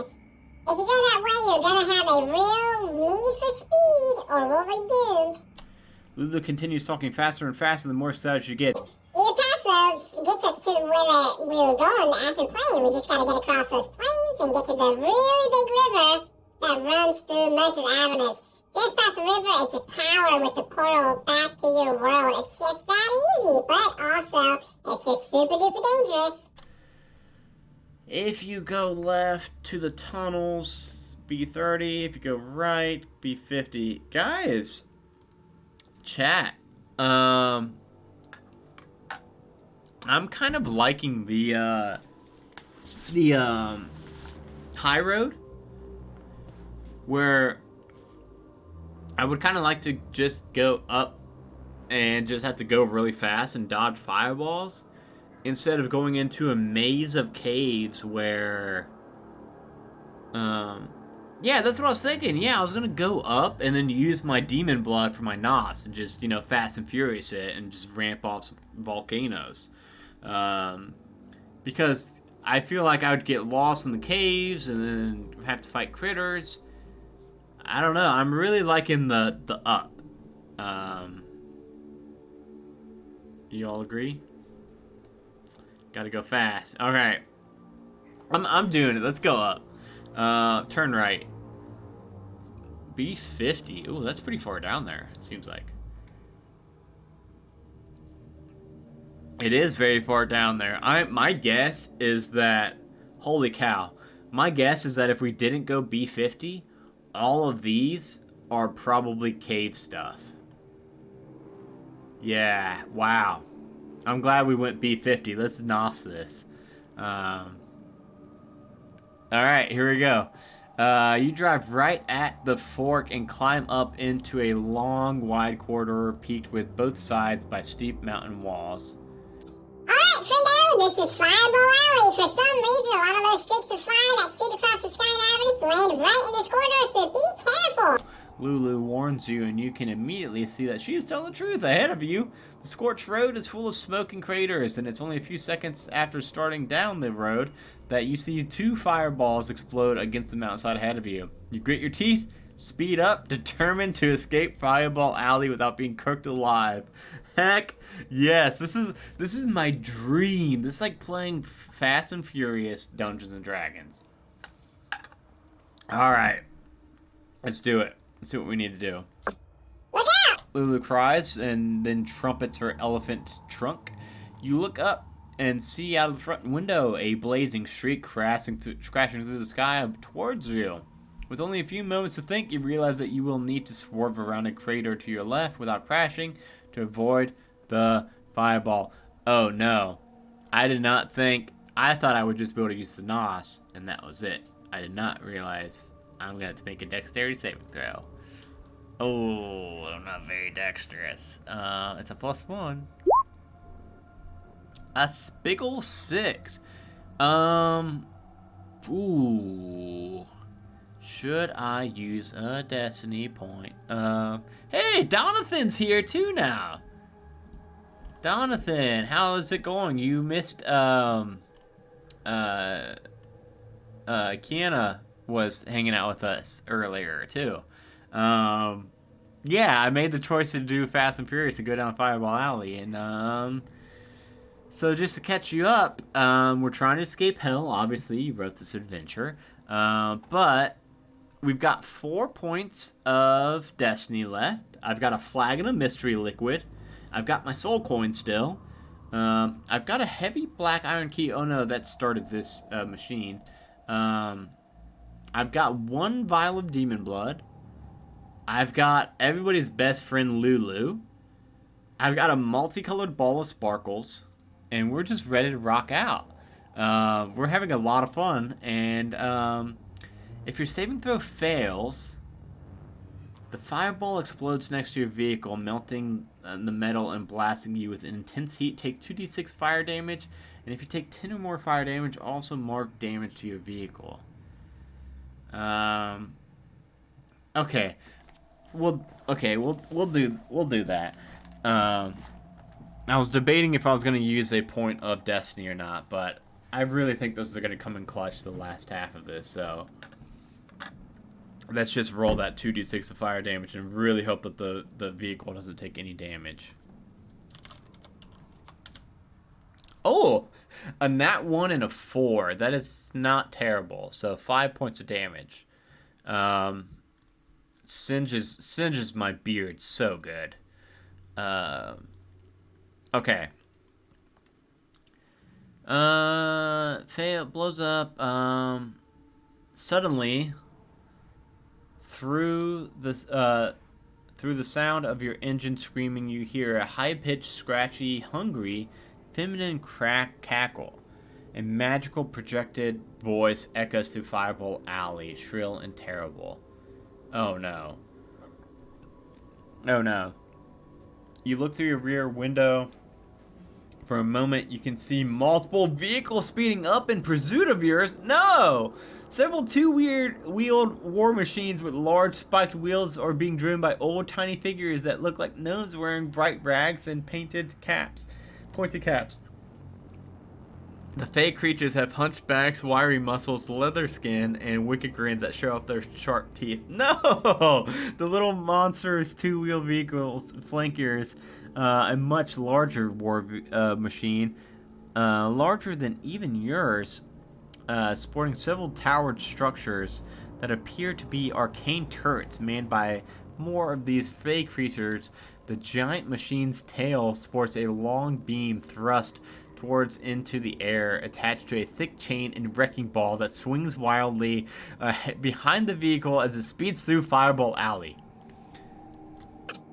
Uh-oh. Lulu whispers, sounding a little scared. That's Mad Maggie and her gang of red cats. One of the meanest, most nefarious warlords in all of Avernus. Your Hollyphant friend points with her trunk to a figure standing atop the hood of the massive war machine behind you, and you realize that the figure must be Mad Maggie. She is blue-skinned hag with a small pair of small wings and long taloned fingers. She wears a pair of metal goggles on her forehead and a sandy leather dress that appears to have been hand-sewn, decorated with teeth of various sizes and skulls belonging to strange faces that you do not recognize. Get that war machine, my pretty little children. Mad Maggie points a shriveled finger towards your vehicle and cries out in a shrill and terrible voice that seems to project itself magically across the mountain corridor. Make them boom, pop, bang! Whoever brings Mama Maggie the prettiest piece of scrap will get twice as much dessert tonight. Two of the bicycle-like war machines break away from the others and begin to gain on you.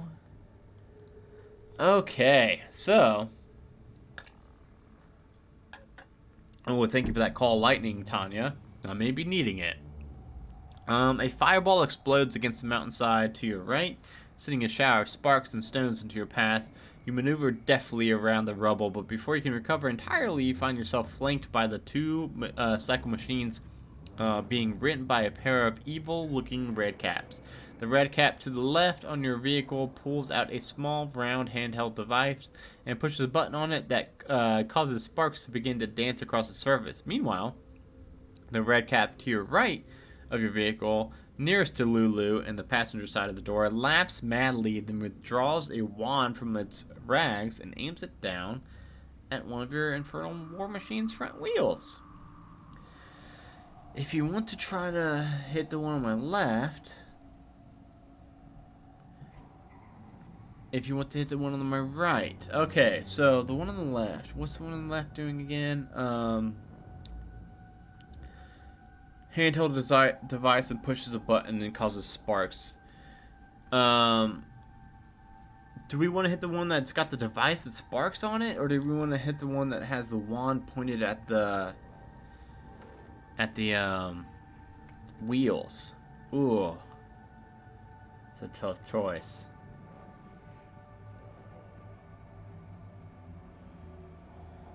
I don't know which one sounds worse. The wand?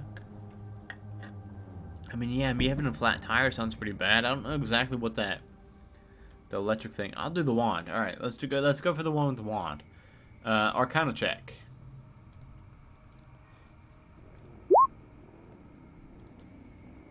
12. That's not too bad.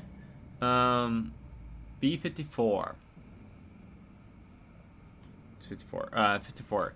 You manage to ram into the red cap holding the wand. The cycle machine flips with the impact, sending the fey creature flying over its handlebars and exploding head first into the side of the mountain with deadly impact. Heck yeah!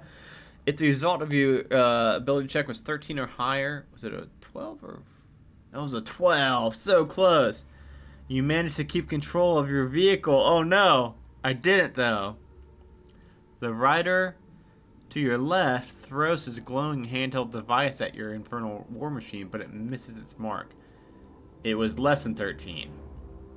You lose control for a few seconds, and the rider throws the handheld device, and it detonates with a shower of sparks and sends painful jolts of electricity through yours and Lulu's bodies. 2d6 lightning damage, and if it's more than 10, the vehicle has to take damage. It was an 8. Whoa, I am getting beat up. Ooh. I got 3 HP right now, everybody.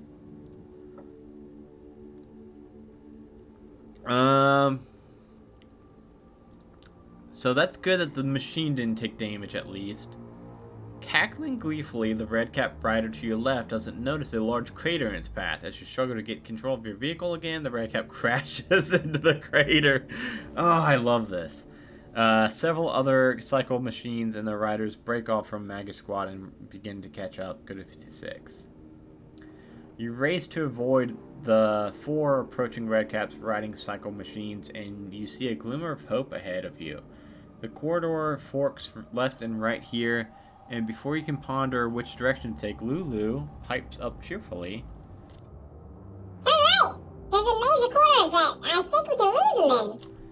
Without a better option, you prepare to take a hard right turn just before you reach the fork in the road. Even as the redcaps continue to gain on you above you, you notice 3 massive fireballs falling from the sky, streaking towards the road ahead of you. And if you can get to the fork before the fireballs, you might be able to draw the redcaps into a trap. Okay. If you try to dodge, go to B57. I'm gonna do boosters, everybody, right? If you have a vial of if you've got the demon ichor, go to B58. I think we have to do that. Does anybody disagree? I mean, we gotta do the boosters, I feel like. This is like our moment. We flip up the safety switch, hit the big red button, boost that nitrous, go to 58. You pour the liquid into the vial, into the tube that Lulu showed you. As at your side, a big red button begins to glow with a beckoning light. You grit your teeth, press the big red button, and suddenly the infernal war machine blaze boosters ignite and the vehicle explodes forward, easily clearing the 3 fireballs of hellfire, hurtling down through the air towards the road. You turn hard at the right in a moment before you feel the vibration of the fireball striking the road behind you. Woo, that felt really good. As you begin to speed down the right-hand passage, you glance through your back window and you can see quite a lot of black smoke, but no signs of the pursuing redcaps. That's right. Lulu uses her trunk to guide you through the maze of twisting corridors, pointing out whenever you need to do a sharp turn. You must make it out, or you just might make it out of the Fireball Alley alive. Go to B60. If you have the amulet of proof against detection and location, I do not.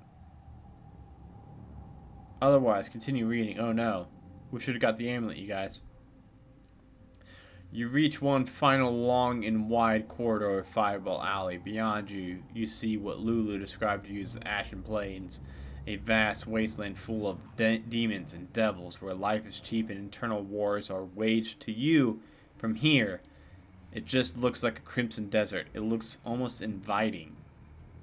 You are distracted, pondering what adventures and horrors will await you next, and almost do not notice a large shadow dropping from a high ridge to your left. With a resounding crash, Mad Maggie's giant infernal war machine slams into the road beside you. You see the old hag's wrinkled blue face peer at you. She licks her lips, twists the corners of her mouth into a smile as wide as her head, and clasps her hands. Oh, ho, ho, tricky ones there are. What a shame. I was looking forward to having an ice cream for dessert. Mad Maggie cackles and then claps her hands again. My babies, my madcaps, do your worst. No survivors. As the hag orders, 4 fake creatures leap off of one of Mad Maggie's machine's towers and onto the roof of your vehicle. One of them crawls down to your front window and you get a good look at its face. Unlike the other redcaps, these terrible little foes are covered in grotesque slime that seems to have mutated the face and caused most of the hair to fall out. Madcaps? Oh, that's Lulu. Madcaps! They are really bad news. They can explode, sometimes for no reason at all, and if you want me to, I can drive and you can climb up and knock them off and before they blow up. If you climb up to the roof, if you want to use an elemental gem, I gotta climb up to the roof, I think. Yeah. I'm really worried about this. I did mention I've only got 3 HP left, so I'm just trying to think how I can survive this. Oh, I mean, I get hit once and I'm dead. What kind of stuff do I have? Nearing the end of Fireball Alley. Against your better judgment, you push open the driver's side door. For a moment, your vehicle swerves out of control and you nearly tumble out into the middle of the road. Lulu takes control of the wheels, however, and you, with a strong heft, you pull yourself up onto the hood of the infernal war machine. You can feel the wind rushing past you, causing your garments to bluster. Carefully, you stand up, keeping your center of gravity low and hoping you don't fall off. I love this hood of a car fight scene. I want to find some really good music for this, because this is pretty intense. Unfortunately, I can't really hear it, so we'll just play this and hope that it's good enough. But I love this scene. Donathan, very good job making this. 4 red caps with crazy red eyes and slime dripping from their mouths clamber up towards you, wielding oversized scythes. Each madcap begins the encounter 5 feet away from you. On top, yeah, this is, yeah, I'm just thinking, like, I'm gonna die right here. On top of the 15-foot long and 10-foot wide roof of the infernal war machine, madcaps have no sense of self-preservation and will fight to the death or until they spontaneously combust. Because of how unsteady it is to fight on top of a moving vehicle, all characters have disadvantage. I actually like that because that means that they have disadvantage too.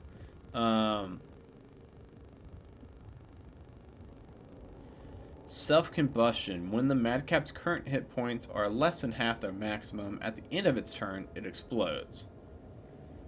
So, Donathan, we've got you in chat. What if they die outright? Do they then don't... Yes, I'm thinking about my destiny points right now. That's what I'm looking at. But if they die outright, do they explode? They do not explode. Okay. Whenever a madcap takes damage, but it says it right here. I'm sorry. But it's not defeated. It will use its next turn to climb down beneath the wheels. You may use your reaction to make an attack. Madcaps that have their retreat beneath the vehicles out of the line of sight, laugh until they explode. Ooh. So I need to kill them outright before they can go down under the thing and blow up. Ooh. You cannot spend destiny points to escape the encounter, though you can spend them to survive. Yes. Okay.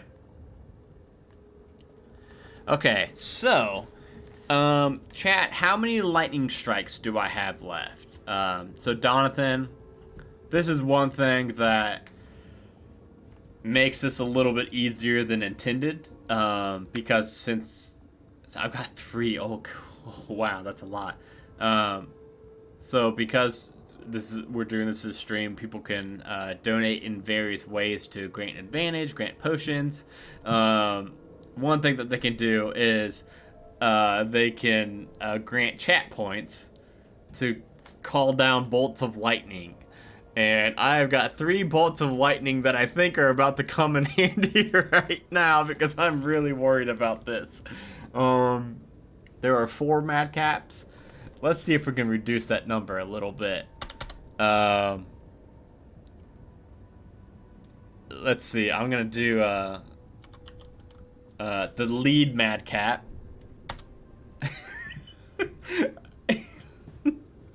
Take 17 points of lightning damage. It just goes flying off the back of the car. Second madcap. Oh, they only have 7 HP. Struck down by a bolt of lightning. Okay, so here's where I'm at. I'm very, very worried about this combat. So I think I might actually use all 3 of the bolts of lightning. Because I don't want my vehicle to get destroyed. I'm really worried about that. I don't know how much longer this adventure is. I don't know how much longer I need this vehicle for. But I feel like if one of these things blows up on it, like, that's just going to be so bad. So I think I'm going to use my 3rd and final lightning strike also on it. Which would mean I wouldn't have any more. Oh wait, Dice Talk just gave me one more. Alright, I'm definitely going to use one more real quick. 22, 2 8s and a 6. Oh, that one's like just gone. He's just gone. It's a pile of ash. And now I will roll my dexterity, or my initiative. And I will 1v1 these things. Wow, 5. And that's another thing, Donathan. I have been rolling so bad for me tonight. I haven't hit a single creature, I don't think, with my own attacks. And a creature hasn't missed attacking me yet. So the creature gets to go first. I did it, but 3 lightning bolts just destroyed this thing's friend. So it's probably pretty angry, as it is going to, whenever a madcap takes, because you're surrounded, you can't escape. Okay, this thing is going to run up to me, try to hit me with this big oversized scythe. It's a +3 to hit. But it's got disadvantage. That would have definitely hit me. Oh my goodness, I'm telling you, I have never missed with an enemy, and I've never hit with mine tonight. This Roll20 hates me.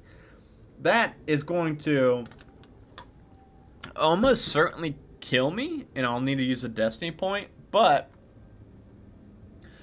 I'm going to roll the damage because I might survive. I've got 3 HP, and this is 1d8 plus 1.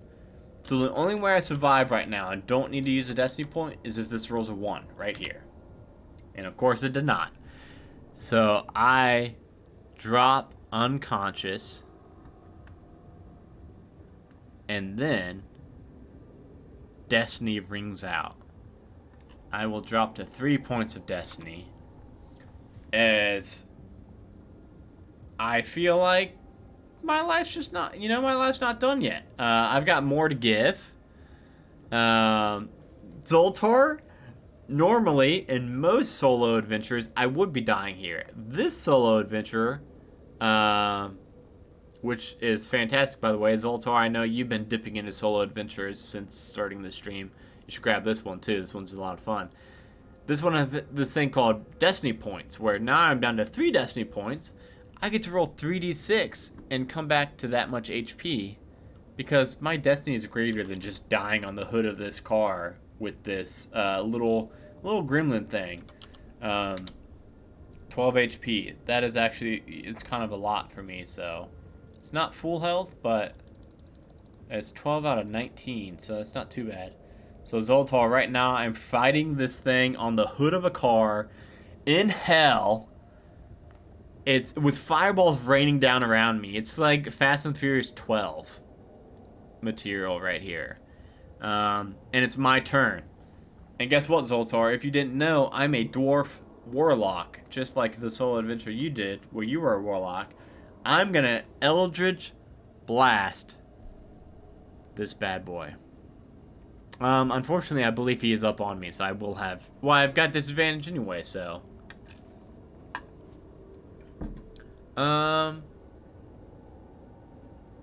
Actually, I kind of want to do Hellish Rebuke against it for that attack it just did. What do you all think? Or is that fire damage? Oh, it's fire damage. Never mind. I'll do Eldritch Blast. It was a nat 1, and I've got disadvantage, so that nat 1's gonna stay. I'm telling you, I haven't hit a single thing tonight, Zoltar. I have not hit a single thing tonight. I don't think I've got anything else. But this thing's so full health, so it's not yet going to go down and explode on it. Yeah, okay. Well, now it's gonna attack me with this big scythe. 15 would hit, but it's got disadvantage. 12. 12 hits, that's my armor class. Oh my goodness. I'm just gonna take the 5 average. Oh man, this dice roll, I need to use something else. I got 7 out of 19 HP now. Back up to me. Guys, what should I do? Should I try? I mean, I gotta do Eldritch Blast. I'm a warlock. I've gotta hit something with Eldritch Blast tonight, right? I just don't know how to kill this thing. I didn't get to pick, so my patron is Fiend. I don't get to pick a pact until level 3, which this adventure takes you from level 1 to 3, but I'm only level 2 right now. I'm thinking after this encounter, I'll probably be level 3, but we'll see. Alright, I'm gonna try my Eldritch Blast again.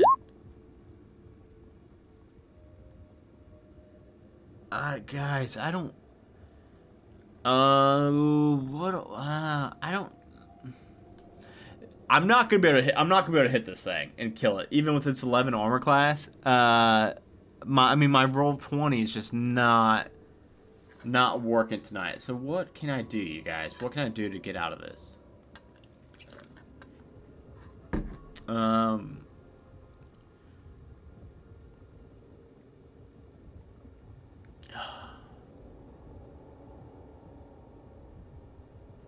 don't know what I could do.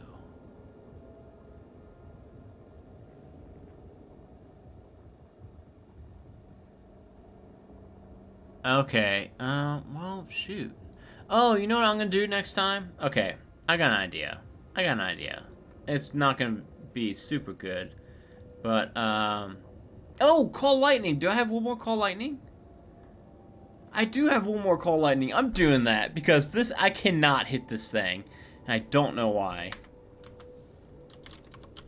That's my last Call Lightning, I believe, and Bolt of Lightning takes this thing out. Jeez, that was gonna kill me. I've got Toll the Dead also as a cantrip, and I was gonna do Toll the Dead because I don't have to make a attack roll for that, so I wouldn't have disadvantage. So instead, it would have to make a Wisdom saving throw, and that was gonna be my plan. But Danny, you're right. Toll the Dead or Call Lightning was definitely the right call. I'm going to climb back into this vehicle and head on in there. So Zoltar, when I say Call Lightning, I mean I added a new thing for spending chat points. You can get chat points for the channel for chatting on the Twitch stream, and I just found out you can customize those and add new things to them. So I'm still working on it. I'm trying to balance it out a little bit because that Call Lightning, I think I need to make that one more expensive, and I think I need to make a cheaper version of it. But for tonight, I've been using it where you can spend 1,000 chat points to call lightning down, and a bolt of lightning comes and smites a creature for 3d8 damage. And literally, that's the only thing that has kept me alive through this adventure, because my roll 20 hates me tonight. I would have been dead so early on, which I'm really glad for, because it would be very anticlimactic and very boring if I just kept dying on these one shots and or on these solo adventures and didn't get to run through them. So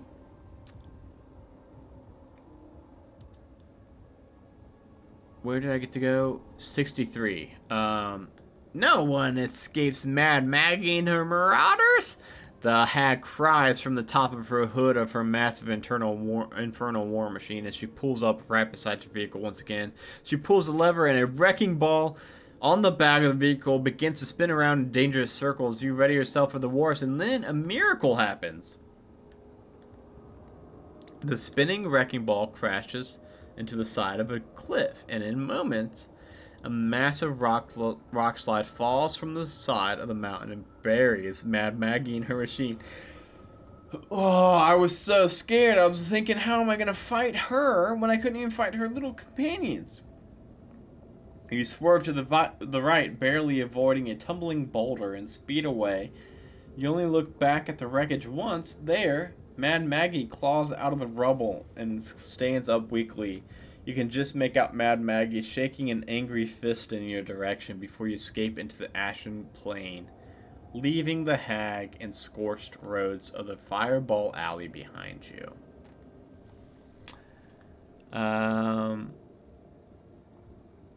So, after a short drive through the desert, you reach the ashen plains. Everywhere that your eyes can see, a vast blackened wasteland stretches out towards the horizon. Noticing that you seem exhausted from your adventures, Lulu offers to drive her a while. You need rest, friend. Don't worry, I'm very good at driving. She tells you with a holly faint's bright confidence. The creature blows her trunk, spraying you in the face with colored sparkles. Moments later, you drift to sleep. Oh no, she can just put me to sleep? During the ride through the ashen plains, you sleep peacefully, dreaming of home and the people you care about. You only awaken for a brief moments, and when you do, you look momentarily through the passenger window of the infernal war machine. There you glimpse vignettes of what life must be like in Avernus. You see bloody battles of gigantic demons fighting legions of devils, ragged wanderers with dead eyes and hopeless expressions, and pools of writhing maggots with humanoid faces damned to a loathsome eternity. Each time you open your eyes, you close them quickly to shut out the horrors of hell, and then you drift back to sleep with the help of Lulu's magic. At last, after many hours, you awake and realize that your vehicle has stopped. Looking out through the front window, you see a wide, dark river banked by a shore of black rocks. Lulu is sitting atop a dead tree stump, her back to you, looking out over the river and at an ancient bridge that seems to cross it. Beyond the bridge, you see a small two-story tower. A purple light shines through a window of the tower's second story, pulsing every few seconds. Everybody, I think that is about as good of a stopping place as you can get for one of these. Oh yeah, Zoltar. Yeah, I've been using this voice modulator all night, and Lulu is my best friend now. So everybody, I'm gonna stop it here because I got 10 minutes left, and I might be recording Gullible Gazette in 10 minutes. I'm not sure yet. We need to make sure we've got our guests lined up. So thank you all so much for watching. We will continue this next week where I will be level 3 and I will be Pact of the Chain, I believe it is, where I will get a little familiar. I'm going to be a lot beefier at level 3. I'm very excited for it. I will not be drinking from the River of Styx, and I will not let Lulu drink from the River of Styx. I will hold her ears back and I will not let her. Everybody's things to plug. Everything on my screen right there. Halfway to Heroes. And One Shot Onslaught, or the D&D 5e podcast that I am the DM of. Halfway to Heroes is my first and only ever homebrew campaign. One Shot Onslaught is where we play one-shots from dmsguild.com. And Roll for Weird, we will be streaming Roll for Weird tomorrow night on this Twitch channel.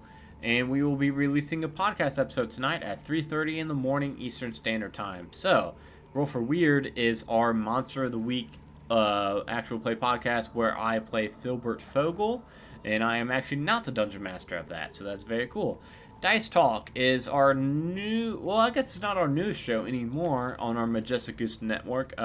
Dice Talk is an interview type tabletop role-playing podcast where they bring on a lot of really cool guests, including me, myself, on one guest about one-shots. That is Jeremy and Gerundu from the Majestic Goose podcast. Go and check out that show. Our newest podcast is Shitty Cowboys, which is also a stream on this channel every other Saturday. We might not get to stream this coming Saturday because Sean has COVID. So he may not be streaming this Saturday. Which would mean that we also would not have an episode to drop in 2 weeks from now. But, yeah, so we've got all those shows. I mentioned I'm on a comedy show called Gullible Gazette. That is not a tabletop show at all. It is more of a free-form improv comedy show. Go check that out also. I'm wearing my Jeff C. Stevens shirt. Go check out all of Jeff C. Stevens' adventures on dmsguild.com. They're always a hit. I think we're going to play his newest adventure for our Halloween special maybe as soon as this Saturday. And that would be releasing throughout the month of August or October because we release every other week. So we release one shot per month. So that would mean our Halloween episode would be coming out very soon, actually. Now that I'm thinking about it, we need to record that and get that edited. Yeah, so we got a lot of stuff coming up on this channel. If you're watching right now and you're not subscribed, please follow us on here. We're trying really hard to hit, if we hit 500 followers by January 1st, by 2021, I would be that's my dream, my goal. We're really starting to beef up this Twitch channel. We're adding a new show called NBA, Modris Bloodsport Arena or Association. In I think 2 weeks from this coming Monday, it will be. Which we are very excited about. It will be a gladiator deathmatch type sport where me and Gerundu will be commentators / DMs of different encounters. We're very excited for that. This coming Monday, we've got James and Trosco. Hopefully I said his last name right. DMing Burnbright, a new sneak peek of a new one-shot that's not even out yet. James and Trosco, if you don't know, actually made Burnbright. He made the whole tabletop system, Burnbright. I mean, I'm sure he had other people working with him, but he's like the creator of it. So we are very excited and very fortunate to have him being our guest GM for that this coming Monday. We will be posting all about that on social media for probably the next 3 days straight because we are very pumped about that. That will be 5 to 7 Eastern on this channel. And yeah, we've got this show every Thursday. We're gonna have NBA every Monday.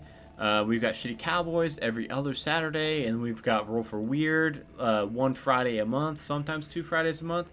And then on off weekends where we don't really have anything, if we've got an off weekend where we don't have a Shitty Cowboys or a Roll for Weird, I try to do one-shots with our patrons. So if you're not a patron, you can sign up for as low as $1 a month, patreon.com/one-shot-onslaught. Sign up for $1, and you can come play one-shots with us. And then join our Discord. Our Discord is, I'm going to link it in chat real quick. So go and click that link and join our Discord. We're in there every day, all day. And yeah, thank you all so much for watching. I see that we've got at least, I think, 2 new followers tonight, which is very good. It's a huge step towards our current goal of 250 followers. And yeah, next week we will hopefully finish this adventure and see if I can make it out of hell. So again, thank you all so much, and I hope this mic did okay. I still think I need to tweak it a little bit, but we will see. Alright. Bye, everybody.